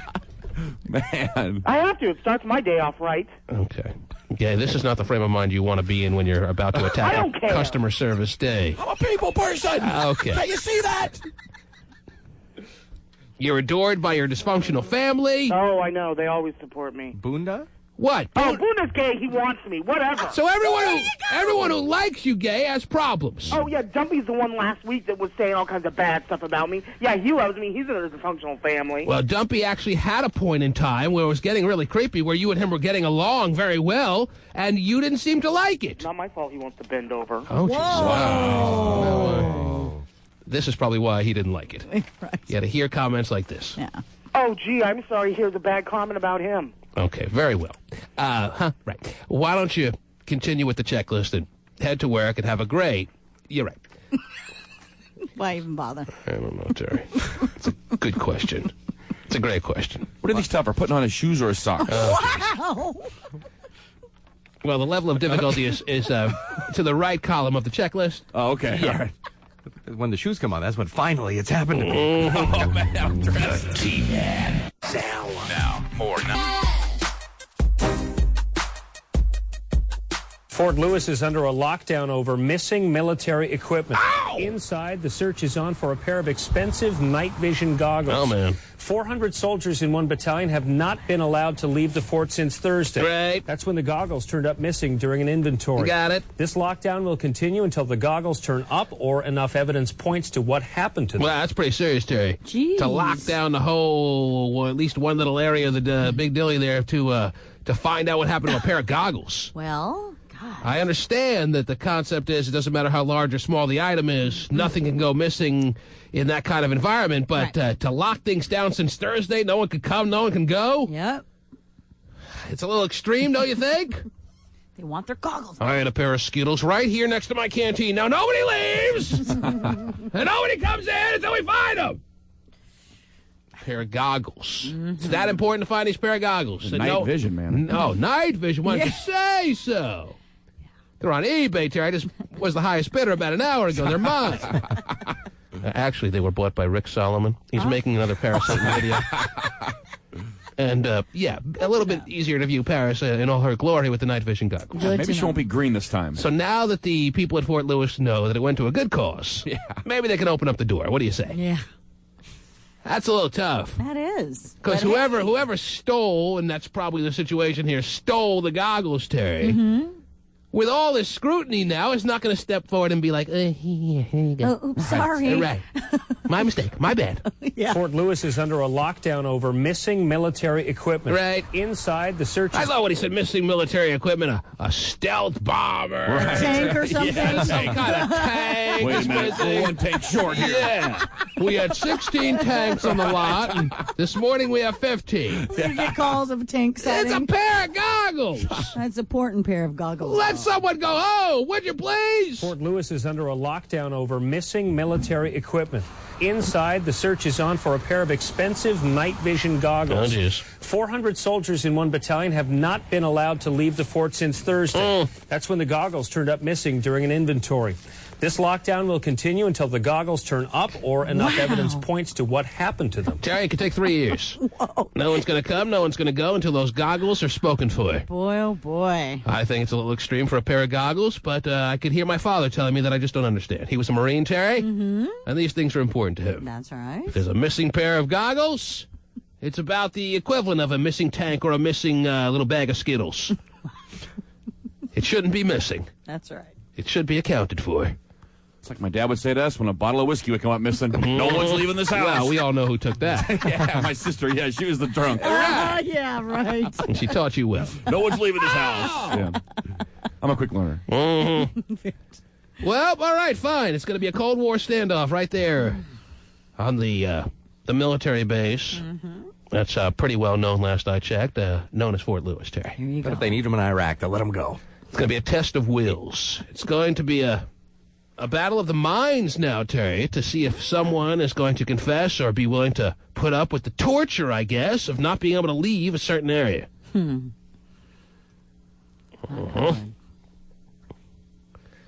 fact that they're not going to be headed off to Iraq anytime soon may be a bonus. I don't know. Right, there you go. I'll just stay here. Yeah, our plan worked. I got a bed. They got us locked down. We're not going anywhere. 3 meals a day sounds good. I don't know how the thinking is over there right now, Terry. Sure. But they are, as we heard, on lockdown. Jeez. Wow. There's a pair on eBay for $2,700 right now. Of night vision goggles? Yeah. They're worth that much? Night vision goggles? Yeah. Wow. I know a friend of mine has night vision goggles. For what? I don't know, just for fun. Okay. I went to play poker over his house like a couple of months ago, and I tried on his night vision goggles. And were they pretty All right, this cool? is sounding really sick now. And I went out in the night. I didn't realize I was holding a little dealie that was worth $2,700. Well, you might not. I mean, there's some. Well, they were really good. I mean, they were like the cool night vision goggle things. Because there's a Power Rangers Time Force night vision goggles. They're $1.99. Oh, okay, those are the ones. Yeah, right. So let me open up the phone line, see if any of our military listeners, we have a large military following, Terry, I know. want to comment on scandal at Fort Lewis. Yes, the headline blaringly reads, "Scandal at Fort Lewis." Yeah, if there's 10 prisoners making a naked pyramid, not a big deal. But, binoculars, get those back. Oh, jeez. Not just They're more than binoculars. You're that on was the a cool air. pyramid. Come on. Yeah, they're good. Hello? Hello. Yes? I was just going to comment on the goggles. My husband was with Triple Nickel out here about a year or so ago. Is that a strip joint? And they got locked down for 27 days. Oh, 27 days until somebody finally caved in and gave the scoop on what happened to, what was missing at this 27-day lockdown?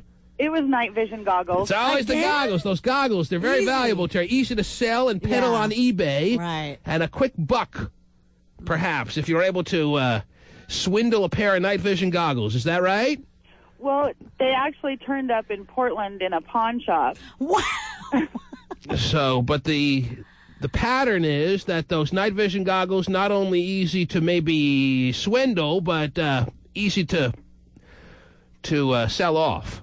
Yeah, they're pretty hot commodities. Very marketable, yes. Jeez. Yeah, they get locked down out here all the time. But at that point, we were able to go and see them and bring them food and visit for an hour a day. You get food in the lockdown? What's up with that? Well, so everyone's guilty until somebody steps forward is basically the philosophy. Well, they were eating MREs the whole time. They couldn't leave their room. They were all confined in one room with cots and everything. Wow. Is the MREs with caramel, though? Oh, it is.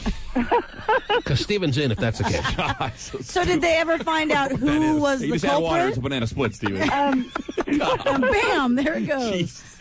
Yeah, actually, they did. And that was he prosecuted? Come on, Steve, you didn't load up on MREs when everyone was thinking that the Y2K thing was going to kill us all? Right. Even I bought boxes of MREs. I have them still in my garage. I don't even think they're good anymore. Yeah. Come on. I had people convincing me I was brainwashed that Y2K was going to end the planet. Wasn't there a guy that quit working here and went to sell that kind of food? Yeah, and I bought it. Oh, really? Yeah, I figured why not be safe? Did you really? That's right. I'm very gullible when it comes down to it. Like an engineer, like a He really convinced smart guy. me that the world may end, and I wanted to be the last one. So I bought like 2 years worth of MREs. Oh my God! And I still have them sitting in my garage. That is funny. Let's put them on eBay. Yeah, let's do I it. just thought of it as like an insurance policy. If it happened, I'd be ready. Well, But you'll need it for this year. You hope never to use your insurance, right? Right. All right, leave me alone. I feel dumb. I'll just bring him a little packet of tuna casserole for me. That's right! Jeez. As a matter of fact, now I know what I'm going to do this afternoon. What's that? I'm going to dive in head first there. Just add water. I'm going to have banana splits for everyone. Yeah. Okay. Well, the funniest part of it was when they found out who the guy was, it took another 4 days to get him out of the room because they couldn't release to him to all of the other guys in the unit who it was because they knew that they would beat his ass. Yeah, Because he was the reason they were locked down for 27 days. Yeah, exactly. So a lockdown since Thursday means nothing to you. It's normal fare. It's funny that they're talking Well, then about why is it on the Somebody's wife news must have here? called the media. Uh-huh. All right. Well, I'm glad you're giggling. Some wife who wants her man out. Yes. Well, my husband's been in Iraq for the last 6 months, so I'm okay with their husband. Maybe some of these military cheating wives go in and steal the goggles, Terry, so their husbands get locked down for extended periods of time.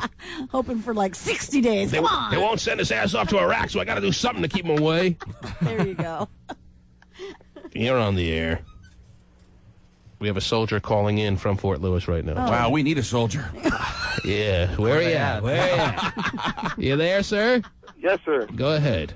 Yeah, sir. It's pretty much just like a typical protocol for them to lock down the units over here when you lose. Well, you wouldn't think that from hearing this news story. Is this something that happens like every month, every so often? How often would a lockdown like this transpire? I've only been involved in one, and that was when I was at Fort Hood. But a lot of times, I don't think that you're actually going to find something like that. A lot of times, it's usually pretty much gone, and they are waiting just to find out what's wrong with it. All right, so let's say nothing were to materialize in a month. Do they pretty much end the lockdown and realize, okay, nothing as far as information is going to surface, or do they never give up?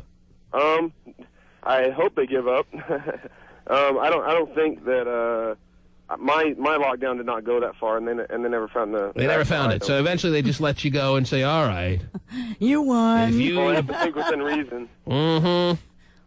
All right. Yeah, they would have to go to Iraq, sir. But well, now I want to know what happened to the missing goggles, Terry. That's one pair of night vision goggles that maybe could be used as necessary, given the times we're in these days. Right, I understand. And they're being sold to some little hack in Portland? Yeah, $2,700. Oh, jeez. He's sneaking around his neighbor's bushes in a trench coat. That's right. Well, that's a very worthy cause, too. Okay. What was that, sir? I said they are actually fairly expensive, so it is a serious issue as far as the military goes. Well, we hope all that are locked down right now that may or may not be listening are hanging in there. Mm-hmm. All right. Yes. Now, is every soldier given a pair of night vision goggles, and so they're all responsible for their very own, right? Yeah. There's actually an arms room where all the sensitive items are held, and when you go out to the field for training, then they are issued to you as needed. So, like a library book. Yeah, kind of like you got a library card. Yeah, library card.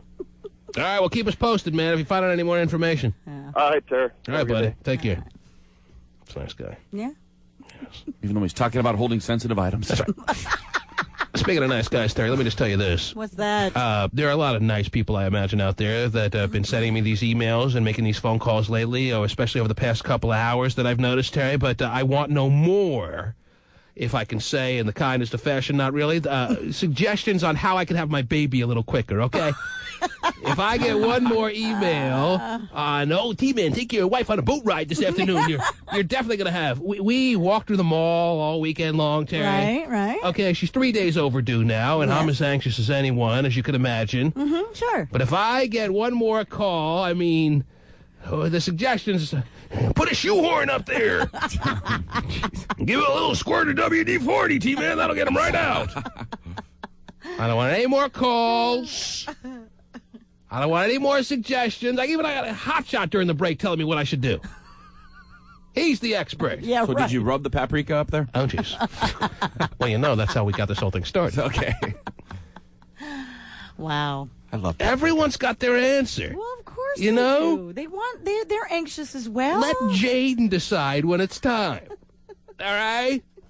Meantime, Terry's getting so big, I think we're going to have like a 15-pound baby. Probably. He doesn't even God, kick I it. feel bad for your wife. Well, man. yeah, She's so tiny. Yeah, well, he doesn't kick anymore. He just sticks a foot out for about a half hour. It says, oh, maybe. And will say, feel this. And then like 20 minutes later, it's still there. There's no room in there. So I eventually it's know. got to come out, right? Yes. Eventually. He's waiting for Black History Month, I think. Mm-hmm. Well, I spread the vagina wide and said, come out, where you are. That didn't work, Terry. No. But that was the only email suggestion that I took seriously. At least you're trying them, though. But because they're not working, obviously, let's cool out on everyone's little wives' tale remedies, okay? So no more suggestions for you. Please. Huh? Is that too much to ask, Not Terry? too much to ask. It's a very anxious time for me. I'm very excited, as you may know. Yes, I know. An extension of me Wow. is about to be entering the world, as you know, Terry. Oh, yeah. Mm-hmm. But Jaden does have his night vision goggles on right now, and he's doing just fine in there, so don't worry about him, okay? The T-Man. 93. Explosive new developments in the Bill Cosby sex scandal investigation. Oh, jeez. America's favorite dad is accused of fondling a 30-year-old woman. Now, celebrity justice has learned what Cosby told police. Right. And as CJ executive producer Harvey Levin tells it, it could send the case flying off in a whole new direction. Oh, boy. We know from people directly connected with this case that Bill Cosby has told Philadelphia police that he did have a sexual encounter with this woman. Oh, come on. It was not intercourse. Oh, Lord. And Cosby told them it was consensual. And Terry, he's 70 years old. Wow. And he may have told the police that he did have a relationship with this 30-year-old woman. Jeez. And he's Mr. Righteous. Yeah, he's is. Mr. Holier Than Thou. He went off on the whole black community in some college little graduation speech he was making. Yeah, I remember. Mm-hmm. Where he called them all losers. Get your acts together. Get your education, you schmuck. He was going off. Yep. And now he may have admitted to having a sexual kind of situation with a 30-year-old woman when he's like 122. Cosby has told Philadelphia police that he did have a sexual encounter with this woman. Right. It was not intercourse. Well, it can't be when you're 72. And Cosby told them it was consensual. And that's going to be the issue here. Cosby's accuser, a former college basketball player, tells a different story. She claims last January she was fondled by the star at his home near Philadelphia. Sounds like the same story to me. Her case may have problems. Celebrity Justice has exclusively obtained a secret police memo. Right. It reads in part, quote, she further informed the Canadian officials that she had been in contact with an attorney in Philadelphia that specializes in sexual assault. Oh! There are questions based on this police memo. Why did this woman go to a civil lawyer in Philadelphia before she told Canadian police that anything had happened? Sure. No matter the merits of the case, these allegations are an embarrassment to the man who leads the fight for family values and was beloved as Dr. Huxtable from The Cosby Show. Buenos dias! So now the 67-year-old legend will fight to maintain his image as America's favorite dad. Oh, I'm sorry, Tay. He's only 67. Yeah. Yeah. No problem with a 30-year-old. Wow. And having sexual situations. Well, let me just tell you this about this woman who's claiming foul against Dr. Huxtable. Yeah. A last woman who claimed some kind of deal against Bill Cosby is sitting in jail right now.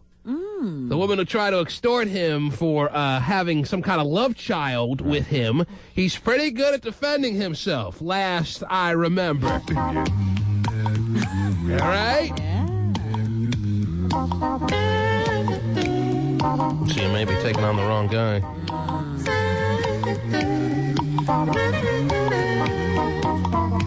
Heathcliff don't play. That was his name, Heathcliff Huxtable. Yeah, just ask Theo, man. Always in trouble. He is. Theo learned early on. You don't miss.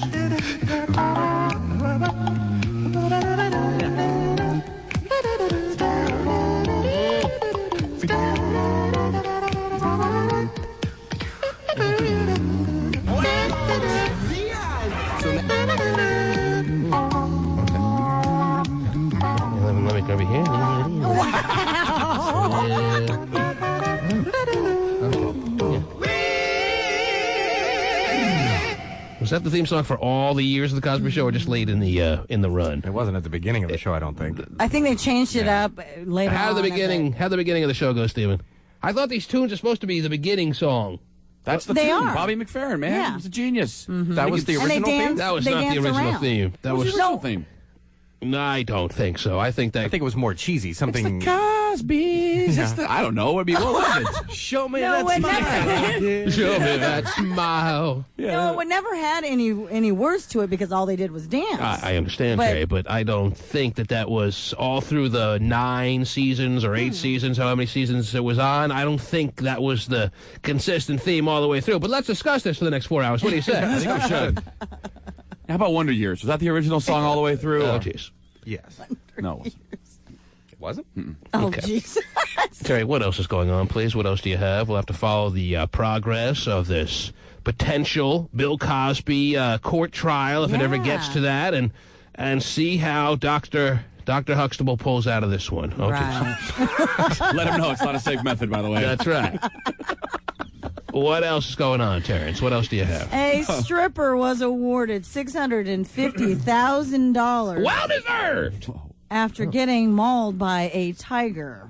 If that's what you want to call me, Terry. Well, no. Oh. It actually happened 9 years earlier to this young lady. She was then 21 years of age. Yeah. She and her boyfriend were driving through, it's called the African Lion Safari Park in Rockton, Ontario. That's what you want to call Rick's fine, Terry. Well, no, it's one of those like African. Yes, I understand. Like a petting zoo kind of Yeah, joint. Yeah, they're very popular still today, I'm sure. Well, anyway. You can get out and pet the lion. Well. Sure, go ahead. Yeah. Yeah. I think you might not My want parents, yes, I remember when I was just a young tyke, Terry. They took me to a place called, what was it called? A jungle habitat. to. Jungle habitat?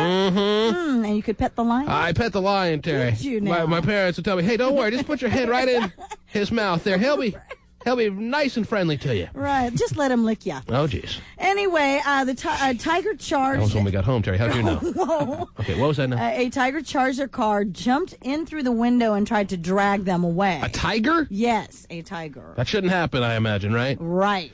But well, he wanted his stripper fun just like everyone else. Anyway, Mhm. I guess so. Of course, they were mauled and injured permanently. Who's so, they? This young lady and her boyfriend. Her boyfriend. Yes. But the boyfriend's not entitled to any money because he's not a stripper. No, her boyfriend was awarded $1.4 million. He got 1.4? Yeah, he's an accordion player. Well, all strippers' boyfriends are, Terry. So anyway. So how much did she get? She got $650,000. And he got 1.4? And he's not even swinging from a pole. No. You do the math. Yeah, so her days of being a stripper, of course, were over due to the being mauled by this tiger. She's And no that's- longer a stripper? No. There's one less stripper in the world, and we're gonna be fine. All right. So Yes. anyway, I thought that The was, sign says don't feed the tigers. well, actually, the You bring a park, big slab of meat and throw it out here. Take that. actually the park. The reason why it took so long because it happened 9 years ago. Yes. The reason It they was hard to get the tiger to hit the witness stand there and tell his side of the story, I imagine. no. The park says that the couple violated its windows closed sign. Aha. And well, how that's no fun to be at the little habitat kind of jungle safari kind of animal-like kind of experience. Right. And not be able to open your window to let the llama lick you. Right? Isn't that what the whole point Yeah, is? I've been to one of Otherwise, those, too. otherwise you could watch it on TV. Right, They that's have true, The, you they have the could. National Geographic Yes, Channel and yes, all they those do. kind of shows. If you're going to watch it through a window, you might as well watch it through the window of your TV screen. Right. So you got to open the window. That's where all those America's Funniest Videos little situations happen. When the window's open and the animal grabs at grandma. Oh, that's funny. Look at her go. Well, the host always seems to think it's funny, Terry. I know. And he seems to know from Quality Entertainment. 1-866-663-T-Man. If you've been grabbed by the llama, please call now. 1-866-663-T-Man. And you're on the air. Hello. Hello. Yes. Yes, I'd like to submit a pick for the doughy draft. Jeez. We're Everyone still wants doing the doughy draft? Well, everyone wants to make sure their picks are on the record, Okay. Terry, All for the right. 2005 Doughy Draft. Well, I'm assuming you know the format, sir, so let it fly. For the 2005 doughy draft and keeping in with the Cosby theme, Team Steve selects Keisha Knight Pulliam. I actually would have to disagree with you there, but... Keisha Knight Pulliam is now off the board, even though you disagree, Terry. She is selected. She is now the property of this man's doughy draft roster. Gotcha. You didn't say your name, sir, though. Team Steve. Oh, Team Steve. If you want to be in line for a bumper sticker, sir, you got to make sure your name is on the record. Is that Rudy? Yeah, that's Rudy. Oh, okay. I actually want to join the dysfunctional family also. Oh. All right, well, that's perfect, too. We need Team Steve. Hang on, okay? All right. There you go. Have you seen Rudy lately? The Tempest Bledsoe is still up for grabs, by the way. Oh, yeah. What's that now? Rudy's pretty hot these days. She was in a Well, why is video. this man taking her for the doughy draft? Yeah, that's why I said I disagree, because I just saw her in, like, some rap guy's video. Some rap guy? Yeah. I can't remember who the artist was, but... She got rid of the mustache. She looks good now. Yeah. You're on the air. Hello? Anyone there? All right, you're on the air. Hello? Hello. Yeah. Hey, for the 2005 Doughy Draft, how about Kelly Osbourne? Sir, she's already past the status of... She's not just doughy, she's... More than doughy? She's the whole Keebler treehouse now. All right. So she's not available? No, Terry. Yeah. It has to be a potential... Okay, I think we're all kind of lost on this, so let's just cancel the whole doughy draft season. Oh, come on! No, not a play, Terry! Jeez. Back to Price is Right and Family Feud. Oh. Try to invent a new game, and no one wants to stick by the rules. What else do you have, Terry? How about this? Oh, a geez. 6-year-old boy has been charged with felony battery for striking and attacking his teacher. But the battery wasn't included, so he's okay, right? Happened in Endeavor Elementary School. Where is that? Endeavor Elementary. Florida. In Florida, a 6-year-old was... What did he do He exactly? went to juvenile court. Fine. What did he do exactly, Terry? Apparently, he struck a teacher. He struck a teacher, but he's 6 years old. I know So I guess that's why this is a story. Am I right? Yes. Should a 6-year-old be accountable for striking a teacher, and should he be placed in juvie? Should he be placed in some kind of detention center? Should he be placed in any kind of custody because he struck a teacher when he's 6? At 6, you show up as a teacher with your headgear on, Terry, because kids don't know any better. They don't know what they're doing. It's a little tantrum, right? It's a little tantrum. You're not allowed to have a first-grade tantrum. You're not allowed to have a kindergarten tantrum anymore and not be called a criminal or a thug. Right. Well, this teacher is the one who wanted to pursue with the prosecution of this little boy, so... This teacher wanted him held up to the fullest extent of the law. Yes. He was handcuffed and everything. Oh, my gosh. Jeez. A first grader was handcuffed because he struck the teacher. Yes. Now, I ask you, is this going too far, or is this long overdue? You can only have one of two opinions. A long overdue or going too far. With the heightened sensitivity of what's going on in the schools of America. Should a 6-year-old be excused from his little tantrum that usually would be followed by a timeout in the corner? Is it time now where we handcuff the first grader and put him in the squad car? Or is this getting a little ridiculous? Stephen, I start with you. Well, I think handcuffing, if I only have one of two choices, I'm going to say it's too far then. Because handcuffing seems to me a little extreme. All right, would you like to throw out a third option? Well, the third option would be taking both sides, like usual. Straddling that middle. You love to straddle that fence, don't you, Stephen? Right. You get a little tingling sensation when you straddle? I do. It's actually pretty nice. Wow. And Terry, you are a parent, last I checked, right? Yeah. Yes. You have kids of all shapes and sizes, all age ranges, right? Oh, she has the Costco family pack. That's right. I do. Terry got the super discount, the combo size family. Now, if you had a child of first grade age at this time and you had heard that he had struck a teacher and already since the time that the call was made to you, he was placed in a squad car after being handcuffed and fingerprinted, would you think that's going too far, or this is something that has to be done now because we have to stay on top of these situations and teachers are exposed to too many violent acts, and if we don't stop the progression early, we may be asking for trouble? What is your position on this? This is a really tough one. You really think it's that tough? Yeah, actually I do, because I think that it really, I kind of... It depends upon the whole, background of the child. If this, I think you have to ask. We have to look in the background, find out if the kid's in a gang or something. No, I think you have to ask if he has a habit of doing this. If this is the first time offense, well then yes, it's gone too far. But there can be such a track record that handcuffing, fingerprinting, and throwing in the stockade is warranted. Well, yeah. If he's got a tendency to be very violent and it's a little bit more than just a tantrum. You got to remove him from the class. He's 6 years old!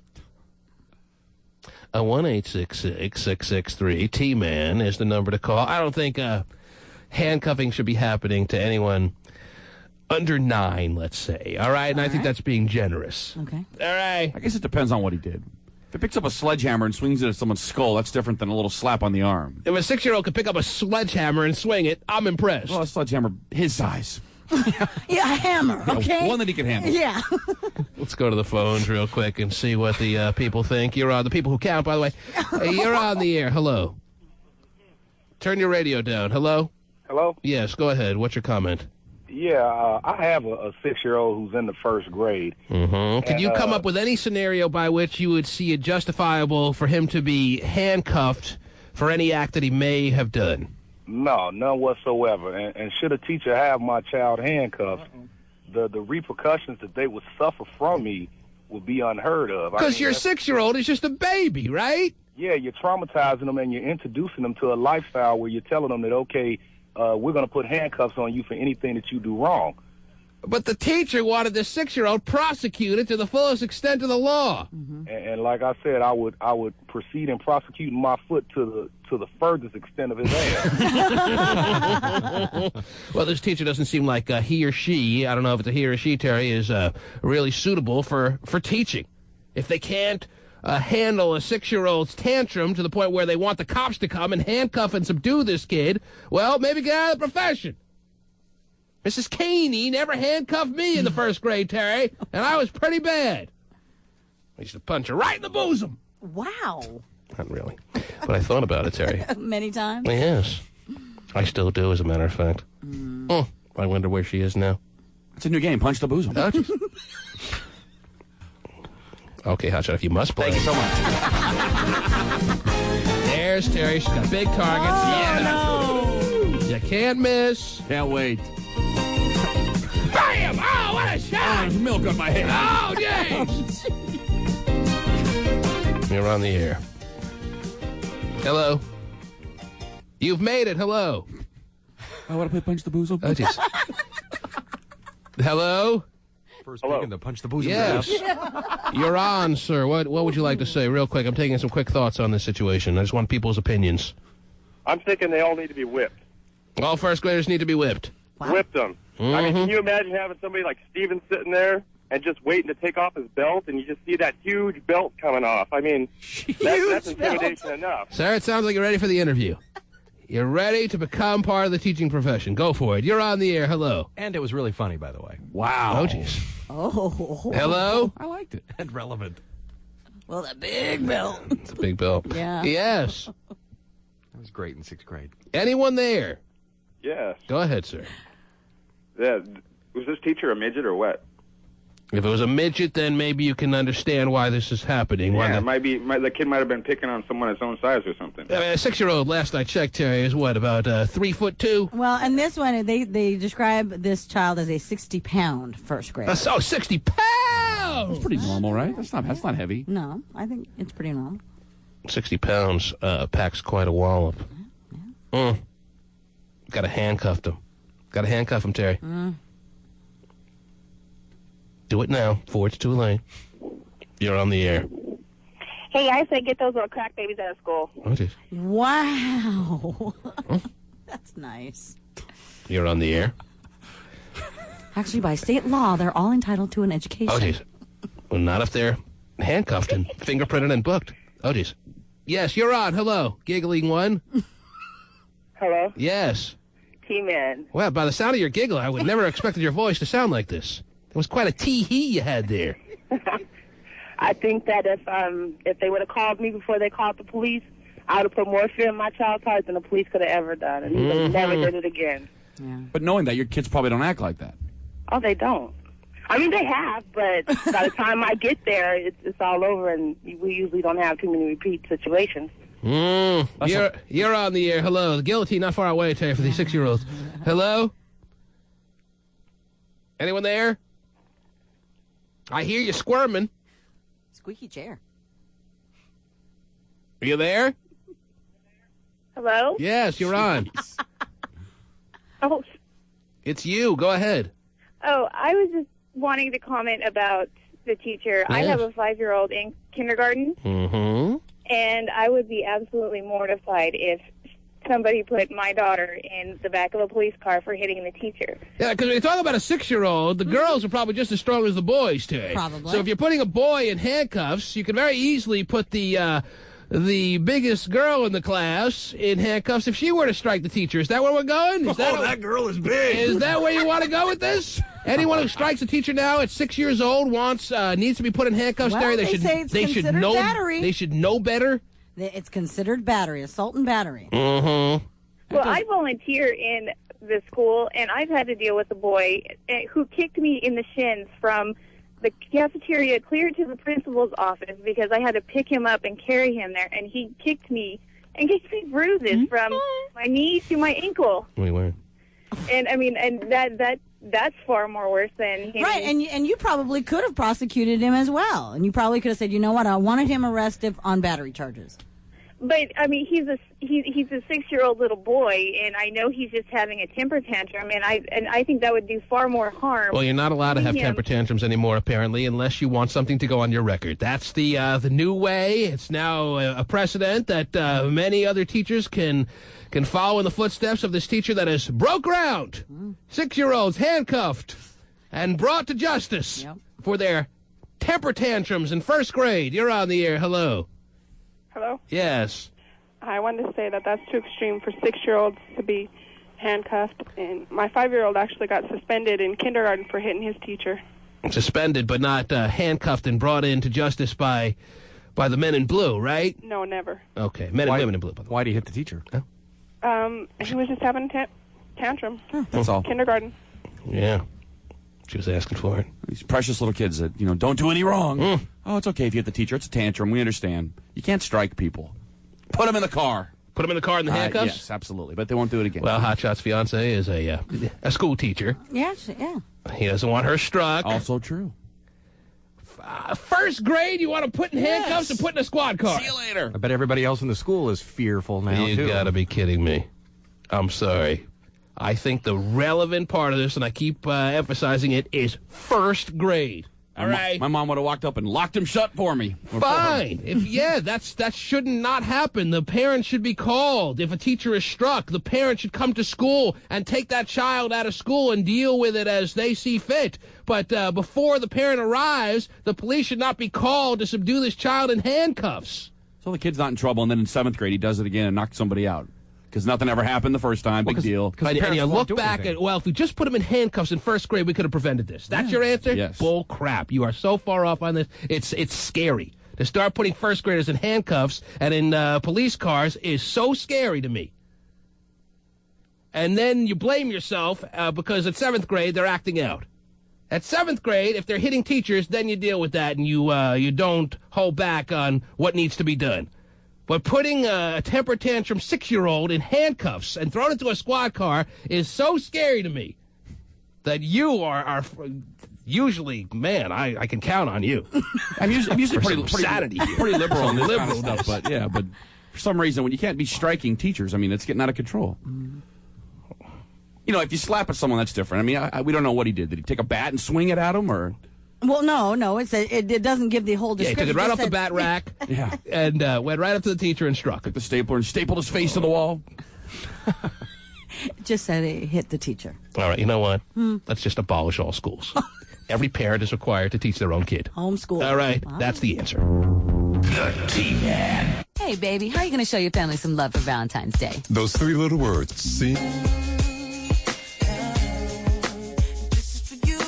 You're on the air. What's Sorry, Tim, I'm enjoying my pickle. You're on the air. Hello. Wow. Was it a plastic? Oh, jeez. I don't know. I got it up the street at the store, Terry. I don't think they're selling plastics. Hello? Hello? Yes, hi. Hi. Hi. How are you? I'm fine. Thanks for asking. Good. I just want to say Terry is full of it if she thinks she'd be okay with her 6-year-old being locked in handcuffs. But this country's moved to punitive remedies for kids that need mental health, and parents need help parenting their kids. Yeah, that's what I'm saying. I'm not saying you look the other way at the situation by any means. I mean, getting some kind of anger management therapy is certainly the minimal little remedy you have to take here. But putting him in the squad car and booking him on felony battery charges after he gets to the station being taken there in handcuffs for a 6-year-old boy is absurd.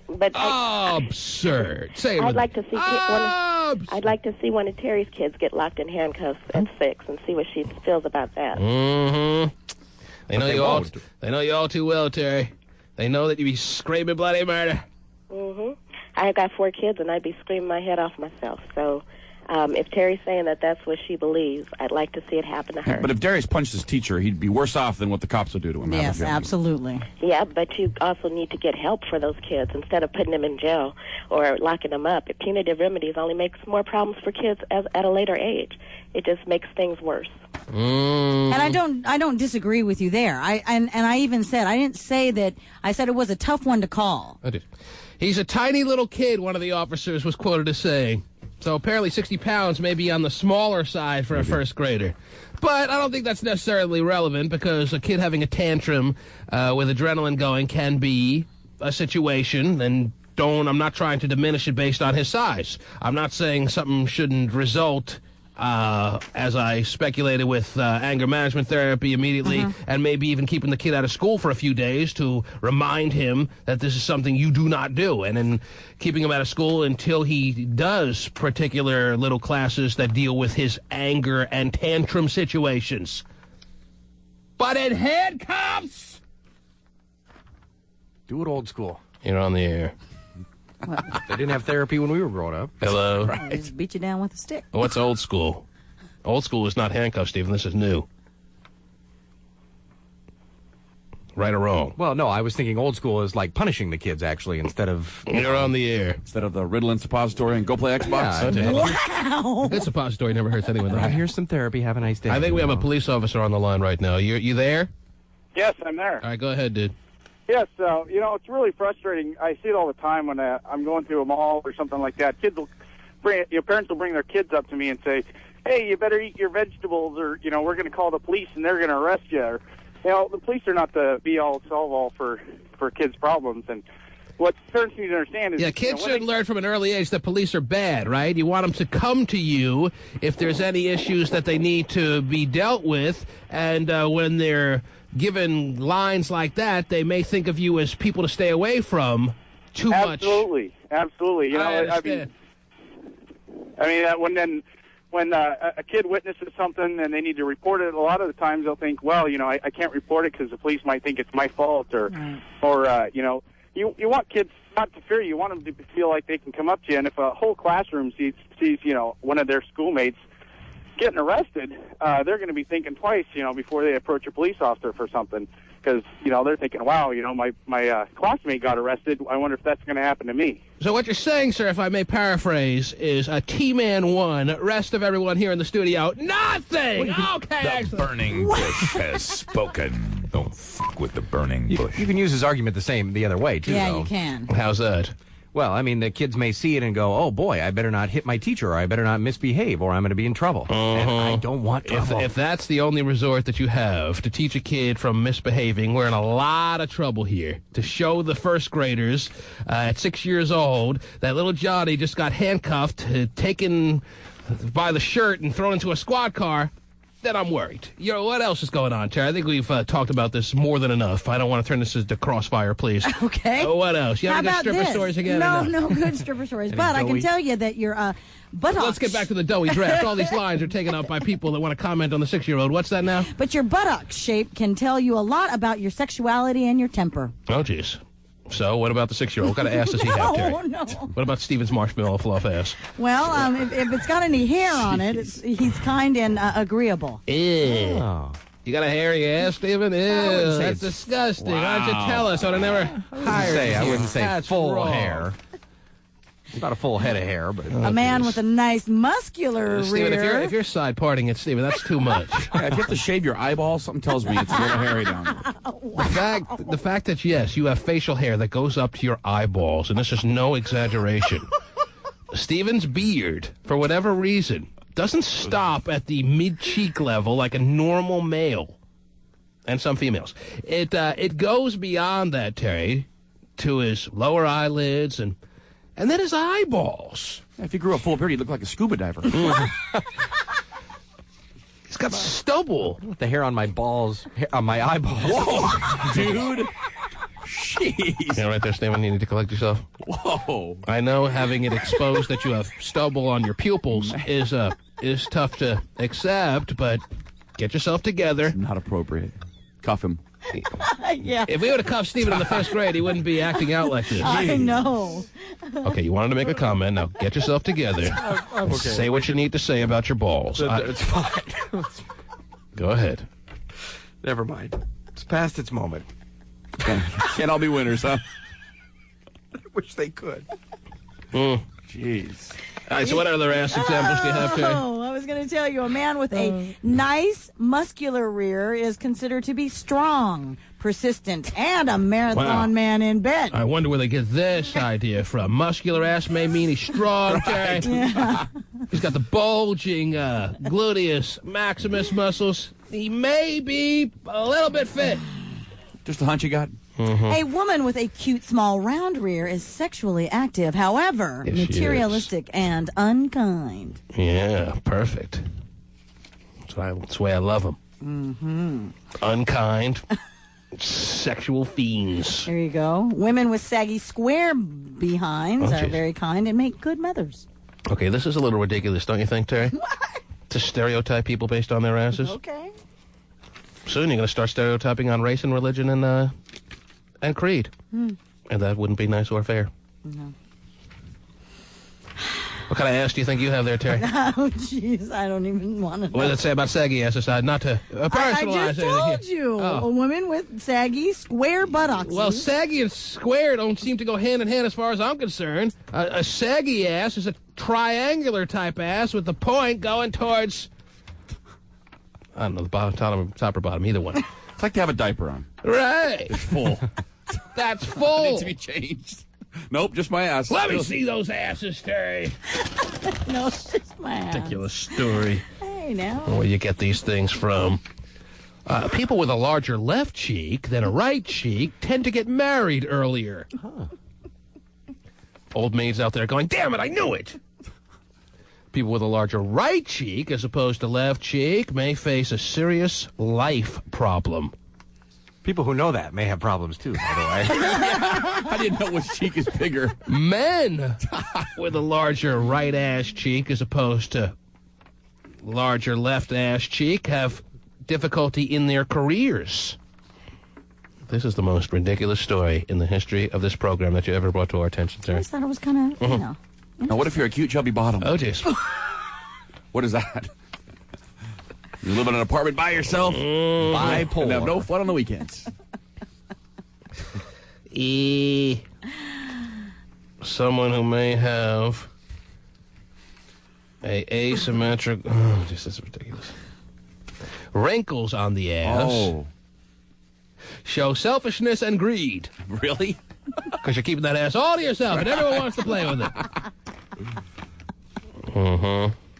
You've done fine work today, Terry. Great. I'm glad you found this breaking news. Well, I'm sure you'll go home and look at their rear a little bit different. Yes, ladies and gentlemen, if you're not examining your rear right now, you're not obviously understanding this breaking news that Terry's brought to our attention. We need not to look deep within ourselves anymore. We can just look at our ass and determine our whole personality profile. There you go.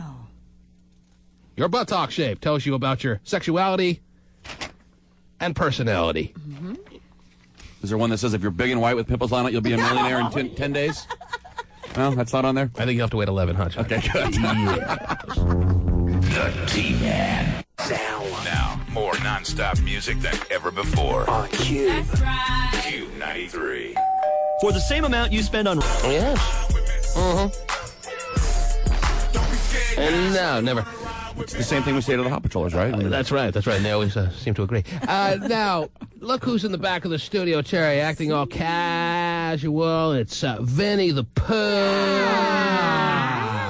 The pooiest poo. Oh, no chicks coming down today, Vinny. You can go home. Yeah, what are you doing here so early? Yeah, you notice he doesn't get here at 7:30 on days where we don't have women in the studio. Right, so much to do, remember? It's amazing the coincidence that seems to play out. Yeah. But he still wants to convince us that a week or so ago when we had those two ladies down here that we described as very hot on the air, that he had so much work to do that morning and came in at 7 a.m. that day. Yeah, I had to move around some records. Yes. Now, right from here to there. Done.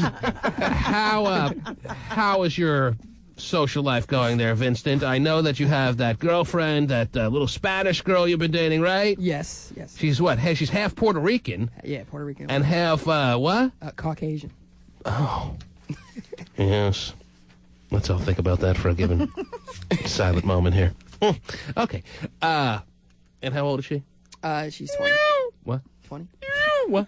20. 20, yeah. Okay, that's Vinny's girl. That's right. I haven't even seen her, Terry. She could be butt ugly for all I know. Oh, come on. But I imagine... You look at Vinny and... Oh, jeez. Whoa. Well, Terry likes Vinny, huh? Vinny's a very handsome boy. Oh, jeez. Yeah. Boy. Key word there, Terry, is boy, which is a very racist word. And Vinny's half black, right? Half black, yes. Yeah, she just offended you very badly, whether you know it or not. She called you a boy.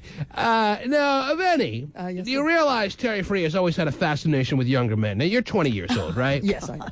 You're a little older than Terry likes him. I actually like him 13. But she was quick to just be totally on the side of no way, shape, or form you could have an ugly girlfriend because you're too hot. Did you pick up on that, Vincent? I actually didn't until you had said something. Have you ever visualized what it would be like to get naked with Terry Free and maybe have a little moment there or no? I haven't. Come on. Why don't you close your eyes? Okay. Yeah, that's why Stephen has his own studio, because half his show is done with his eyes closed and he's visualizing. Why don't you close your eyes? Okay. And picture yourself naked. Oh, jeez. With Terry B. Free. Oh, jeez. That's another OG's right there. And tell us what you see, or what you think, or what thoughts come to mind. Anything going on? Nothing really. Wait, you got to really get into the moment. Where are you? Tell me where you picture yourself. Probably in her bedroom with her husband and her children. Her 5 kids. Yeah, I don't think it would work out. Not doing it for him, it sounds like. Well, it's amazing. I can't believe a Seggy BG doesn't get you going. Wow. Anyhow, have you spent time with your Puerto Rican and white girlfriend lately? Yeah, we kicked it a little bit this weekend. Oh, you kicked it. Yes, and while you were kicking it, were you having any sexual relations over the weekend or no? Not this weekend.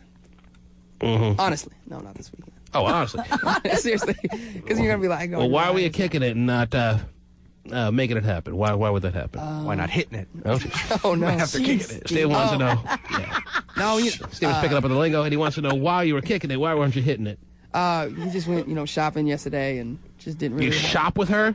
Oh, I went shopping. Do you want to be known as her gay boyfriend to go shopping with her and not having sex with her? She wasn't going shopping. I was shopping, so she was just. Oh, she came with me. What'd you pick yourself up there, Vinny? I picked some up new spring clothing, Vincent. Some shoes. Oh, jeez. Some tall tees. And that's about it. Okay. That's a big shopping spree. So much time spent shopping, no time left over for sex. Yeah. You could make time, though, if you wanted to, right? Oh, jeez. Well, of course. You can always make time, but... Were you not interested in having sex with your girlfriend this weekend? Is she your girlfriend or no? No, not yet. Not yet? Not yet. Like, I don't know how far it's going to go, truthfully, but... How many times have you had sex with this woman? Give me the exact number, please. I wish I could. Lost count. I mean, I'm not saying it's, like, up there, but, Can you count it on more than 2 hands or no? Yeah. Oh, wow. So it's more than 10 times? Yeah. What if you used feet? Would you still need more limbs, little digits, if you will? I think well, both hands. Both hands and 1 foot, 2 feet, what? Like 2 feet. Both hands. Not the complete. Not that you're using the full second foot. Wow. But at least you have some. But you need to break out foot number 2. I think I do need to pull out foot number 2. Wow. You may not get to that little piggy that went wee all the way home. Yeah. But you're at least getting to that one that couldn't get enough roast beef. There you go. Okay. Boy, he's a week away from catching Steven. And she's okay with not being your girlfriend, all this sex and no commitment? Man, she know the deal. I mean, Steven's flabbergasted by this lifestyle of yours. That you can be having sex with a woman that you're not seriously committed to. You want to respond to his question? Well, I always tell her, and people who ask that she's closer than most, but she's closer than now, does she introduce you when she introduces you to her friends or whatever? If she does she introduce you as a boyfriend or a friend, or is she pushing you on becoming her? I mean, like, when it's just me and her talking, she'll, like, make little comments about it, and I just kind of shake them off, whatever. But so she wants it. Like what? She'll be like, like somebody would bring up a boyfriend, and she would look at me and hit me and kind of give me a look, and I'd be like, what? She's indicating to you that you should be the boyfriend by now, since you're almost done with the second foot. Yeah. You should be my boyfriend. You should commit to me, at least on that level. Yeah. I mean, what does she think when you become the boyfriend? What does she think is going to happen all of a sudden? Does she think you're going to become exclusive with her, and all these other new hot patrollers that come in and out of the station are off limits? All these fans, when you get together doing your little gig with the fellows here at the station, when you go down to 131, does she expect that all women are off limits? Is that what she expects when you become her boyfriend, or what? Honestly, I don't. I'm thinking. Because I'd be like this. I'd be like, all right, fine, I'm your boyfriend, honey, but what's changed? Yeah, that's what I tell her. Like, what's changed? Do you feel different? Because I don't. I tell her it's just That's a how title. I talk to her. It's just a title. Well, I mean, yeah, but you're not willy-nilly out with other girls and stuff like that. No. Right, Stephen, leave your Willie. That's out of respect, not out of. Right, because you actually respect her. That's great. Really? So you do consider all the ladies at 131 or whatever off limits? No, I mean, I'm not saying they're off limits, but out of respect, because I am talking to her. Out of respect, you don't tell her about them. No, but seriously. Are they off limits or not? Technically, they're not off limits. Yeah, unless there's a foam party that night. Technically, they're not. So that's my question. Yeah. She knows that if I seen another girl out there. All right, so she knows technically they're not off limits, but I'm asking you, what does she think is going to happen if you become her quote-unquote boyfriend? Does she think then that those girls are off limits? Because if she thinks that, she can think again. Yeah. Truthfully, yeah, but I think that is what she thinks. Really? She thinks you become exclusive with her, and you can notice a hot girl at 131, but you can't go up and talk, or you can't even suggest all the offers they make at the clubs, Terry, because you have a girlfriend, and that means that you are monogamous with her. Yeah. That's crazy. She wants to be Mrs. Pooh. Well, who wouldn't, Steve? We all want to be Mrs. Pooh. We just can't. Okay. Wow. So I could see why maybe she feels more comfortable having that title, and that's why you can say, hey, if it makes you feel better, honey, go with the title. You're my girlfriend, good. It doesn't change anything that's happened. Not a thing. Or it's going to happen over the next little while. I told her it's going to get, like, a little bit worse as soon as I turn 21, because I'll be out doing more things. Whoa. At least he was honest with her. Look. Seriously, I was like, I'm going to be even a bigger player. Do you think maybe with all these realizations that you set into her head that you're crossing the line of being cruel to this girl in any fashion, or no? Truthfully, I think when we tell her all this, it like makes her want me a little bit more. Oh, jeez. Not like want me like that, but want to be with me a little bit more. Oh, yeah. Gonna tie him down. So she likes to be talked to and reminded of how in play you are, and how at any moment you could be hooking up with whoever, because that's your right, and you are only going to have it become happening on a tenfold basis more than some, because when you turn 21, you're going to be off the charts. Oh, yeah. Yeah, she likes to hear that. I'm going to try that when I get home later. Oh, yeah. Listen, When I turn 21. I'm going to be willy-nilly in the clubs in about a month. Are you hot yet? So it'd be cool if she was like with Big Mike or something like that. Right? No, but see, the thing is, like, Big Mike. Oh, yeah. Oh, he's big. Like, she looks really good, and I know it's just as easier for her, to go out and go talk to somebody, And does that bother you? No. Does she look good when she gets done up to go out, or she looks good in sweats, or both? She looks good, like, both ways. Really? Yeah. When she just gigging on a Sunday 2 p.m. in sweats? Yeah. She looks good to you? Yeah, she does. She doesn't need makeup? No. Wow. man. Where do you find that? Stop. No, I'm just playing, Terry. Being that my wife is half Filipino, she never even wears makeup. Right. And she's almost like 13 months pregnant now. That's right. I know. Going on 14 now. Yes, keep it straight. Well, I'm glad you're here, Vincent, because that means we can play Stump the Poo. But first, I would like to maybe play a song from Terry. It just dropped a couple of weeks ago, as you remember, and it pretty much describes all that Vincent is trying to tell his girlfriend. Oh. You've heard this new cut? I have not, actually. New music on Cube 93.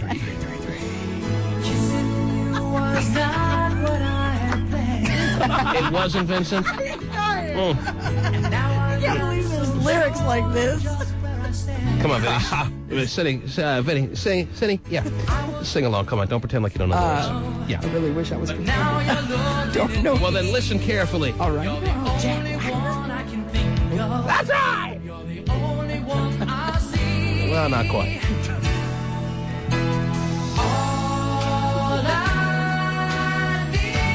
Here's what? It's just a little more time. Sure!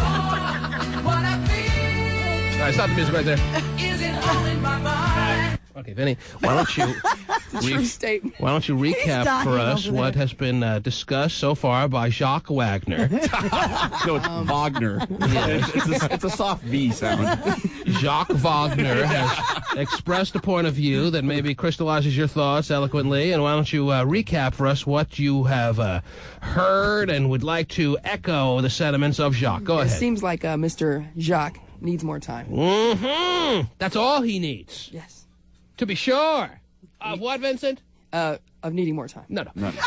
What? To be sure. Okay. Of what he feels.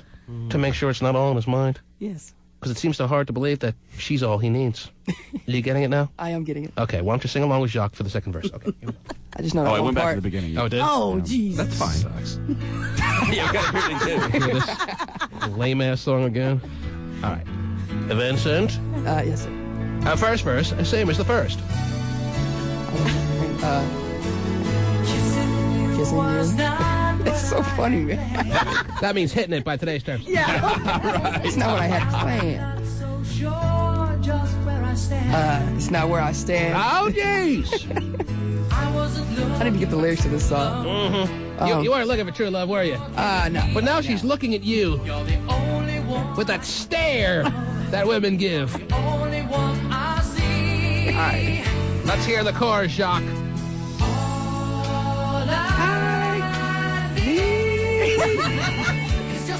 There's a little more time. To be sure what? To be sure what I feel. Yeah. All in my mind. Because it seems so hard to believe. He's getting it, Terry. He is. Yes. You're all I need. Mm-hmm. Okay, here comes verse number 2. Listen to this.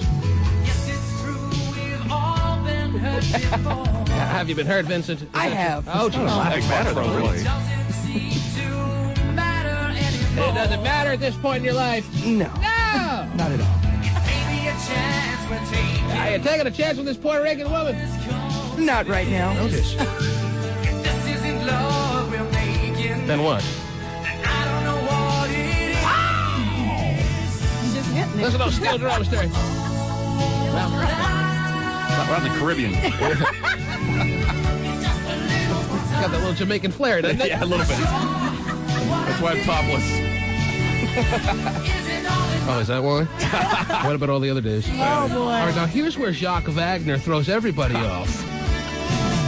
Oh, well, no, here. This the is, guitar solo? No, I forgot the cheesy 80s instrumental part of the song, Terry. But Jacques Wagner throws everyone off, Terry. You think the song has pretty much established itself.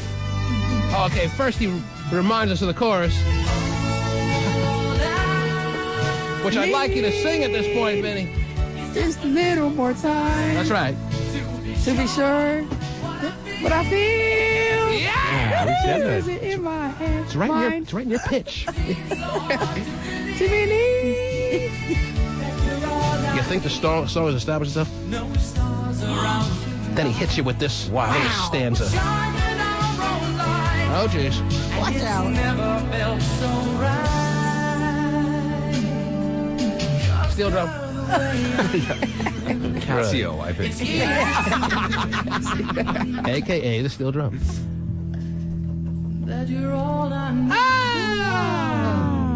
Okay.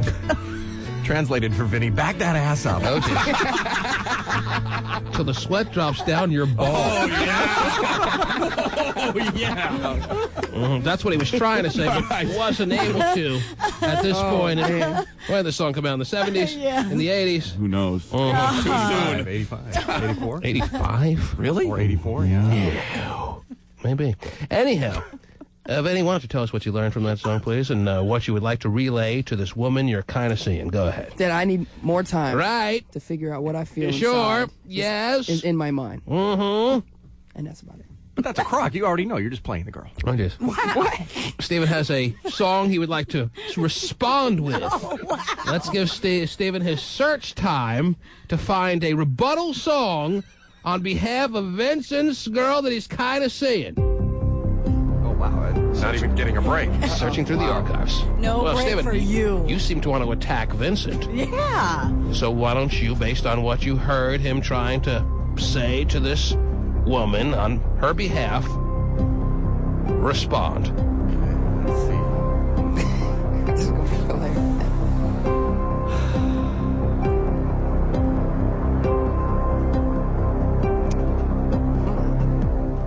And your time is up. Wow. I'm only to the C's. That's my favorite, Stephen. Play that one. Oh, geez. Oh, man. All right, this is. What is this trying to say? Well, if you leave me now, you're going to take the biggest part of it. Oh, okay. Listen closely, Vincent. You're the biggest part of her, Vincent.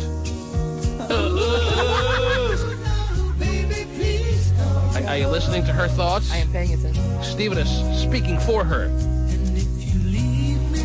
Pretend like you don't know this one. Got her very hard. Are you ready to take away the very heart of her? But as long as we keep hitting it casually, she's fine.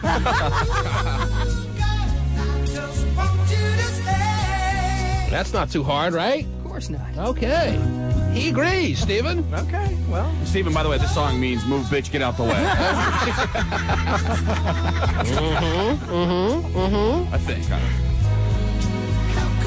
Oh, if Stephen had gotten to the D's, he would have really gotten his message across. Right. Okay. Yeah, Stephen. It's a what? Does she have a nice behind? Oh, yes. Oh, she does? Oh, Okay. yes. Yeah. Yes, I do. Yeah. All right, I think we get the point, Stephen. Anytime you want to drown But that he out. hasn't left her yet, Stephen. Yeah, so there. Well, he's talking like he's already done. Well, he said that when he turns 21. She's going to be a little bit harder. Yes. Well. That's all I'm saying. Just don't take away the biggest part of her is basically what we're trying to convey. Either that or back that ass up. Anyway. Don't play with her heart. Mm-hmm. All right. She needs a soldier. And that's you, Vincent. All right. Problem is, he has to carry big things. That's right. If you know what I mean. All right. Now, I don't even know, given this much discussion time with Vincent and his Oh, my God. and his relationship, Right. I don't even know if we have time to play Stump the Pooh. He's the poohiest poo, Terry. He is. He can't be stumped, and yet I don't know if we have time to even establish that he can't be stumped yet again today, Terry. But we want to stump the poo. Mm-hmm. Oh, jeez. Come on. What's this doing? Oh. All right. To me? Oh. That hurt? Okay. That's her girl talking to his girlfriend about it. Yes. This is all our response. Yeah. I have a song for Vincent to play for her. Oh, wait. Oh, jeez. Wrong one. What are you, a walking rerun? I don't even know what this I don't is. either. Mac David. Oh, you know what? Who was that? You're out of control now, Stephen. Turn it off. Maybe don't get hooked on me. Mm-hmm. I never heard of it. Terry knows it. I don't. Girl, you're... Oh, my God. I got a song for you, Stephen, to play on. This is our song in response to Matt Davis. It's called Popcorn. I love popcorn. We know you do, Stephen. Can't wait to get home today for this. Mm-hmm. So are we stumping the poo today or not? Let's stump the poo. All right, ladies and gentlemen, what have I stolen recently from the prize closet? There are nice DVDs in there, like The Forgotten, I think I brought home recently, and we even have copies of Ray. Oh, wow. Cool. Ray, the Academy Award-nominated movie, has been put on DVD and sent to us extra early. It's Ray Romano in concert, right? That's right. Awesome. So if you'd like to win a DVD at this time, Pooh, what would you like to be stumped on today? What topic do you have in mind that you can't be stumped on? What can the Pooh not be fooled on? What? 80s ballads.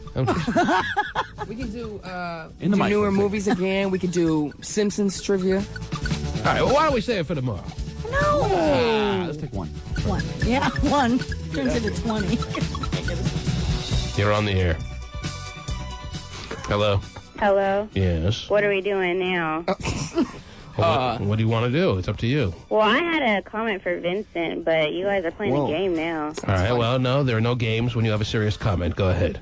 Okay, I think Vincent, or whatever your name is, I think you should stop Vincent the using Pooh. the girl. What'd she say? She sees you as nothing but a mere exploiter, a user of the very innocent female that you're in company with right now. No, I mean, I'm not saying there's not feelings, in between, and I'm not saying he feels something when he's like finishing. Yeah, you're using her for sex. It's messed up. It's wrong. If I was using her for sex, but he's a big radio star around the building. What kind of message are you sending? Huh? I'm just not saying I'm trying to, put her through a lot of. Vincent claims he's been very upfront with her. He's been very straightforward as to where he stands, and if that. Saying, I don't know when she hits you is being very upfront with her. Does she hit you?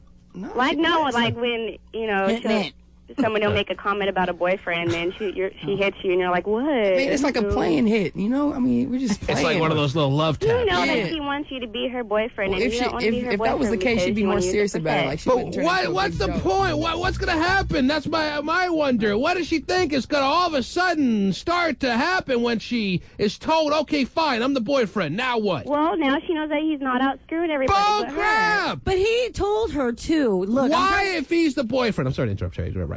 Why, if he's the boyfriend, should he all of a sudden be required to not have anything else going on? Why? Because she has feelings for him. He's 20 years old! She doesn't want him out screwing everybody else and then back. But she should be out as a young lady enjoying her life as well. She shouldn't be How old is she, just Vincent? committed to 20. him.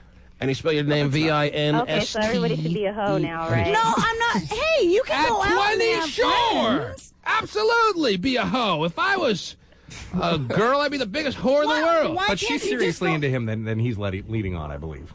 True, but I don't understand why she can't just go out and enjoy her 20s as well. Doesn't want to. And I'm She not wants Vincent. saying being a hoe. I That has can't nothing to do understand. with I it. can't understand why whore is such a negative word. I can't understand why you can't go out and have sex with a lot of people if that's your desire and just use protection.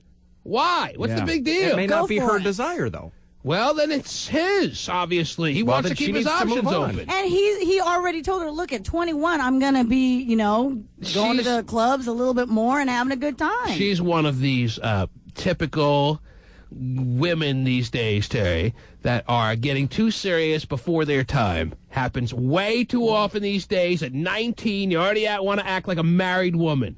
Do you want to be married, Vincent? Definitely not. Okay. Wow. I want to have kids first and then get married. What's that? Fine. What's that? I said you guys made a point. That's fine. Okay, so he's convinced. Anyhow, she was shocked we made a point after all these years. No, I'm telling you, we don't have time to play. She just ruined it for everyone. Oh. She could have been a Stump the Pooh contestant, and she would have rather gone off on Vincent the Pooh for being a 20-year-old. Do we have time for more songs, though? Vincent has to act like a 30-year-old as opposed to a 20-year-old. That makes a lot of sense, right, Vincent? Definitely. Stephen, do you have more songs? Oh, yeah. Your last one was so great. Well, I thought you would have known that, but this is from Vinnie to his so-called girlfriend. This fits. Takes forever to get to the words. What do you mean, it's an 80s song? I'm not in love. Oh. So don't forget it. Yeah. It's just a silly phase I'm going through. That's all you are, honey. And just because All right. I call you up. Yeah. Don't get me wrong. Don't think you got it made. Not for a fleeting second, bitch. Cruel song. It is. But if you look deeper within this song, you realize that this man is the one who's hurting. It's true. Yeah. Is this a man singing, Stephen? I think so. Yeah. Not quite sure. All right, Stephen, we get the point. I want to play now a song from Stephen to his posse. Stephen has a posse? Yes, apparently so, Terry. This is a song that captures the essence of Stephen and his posse. Yeah. Toot toot ABB. That's right. Wow, this is one of those rare 80s songs that it doesn't take a half an hour to get to the words. That is. It takes an hour. You know, DJs loved intros in those days. Yeah. You used to be able to give the weather forecast. Hazy, hot, humid.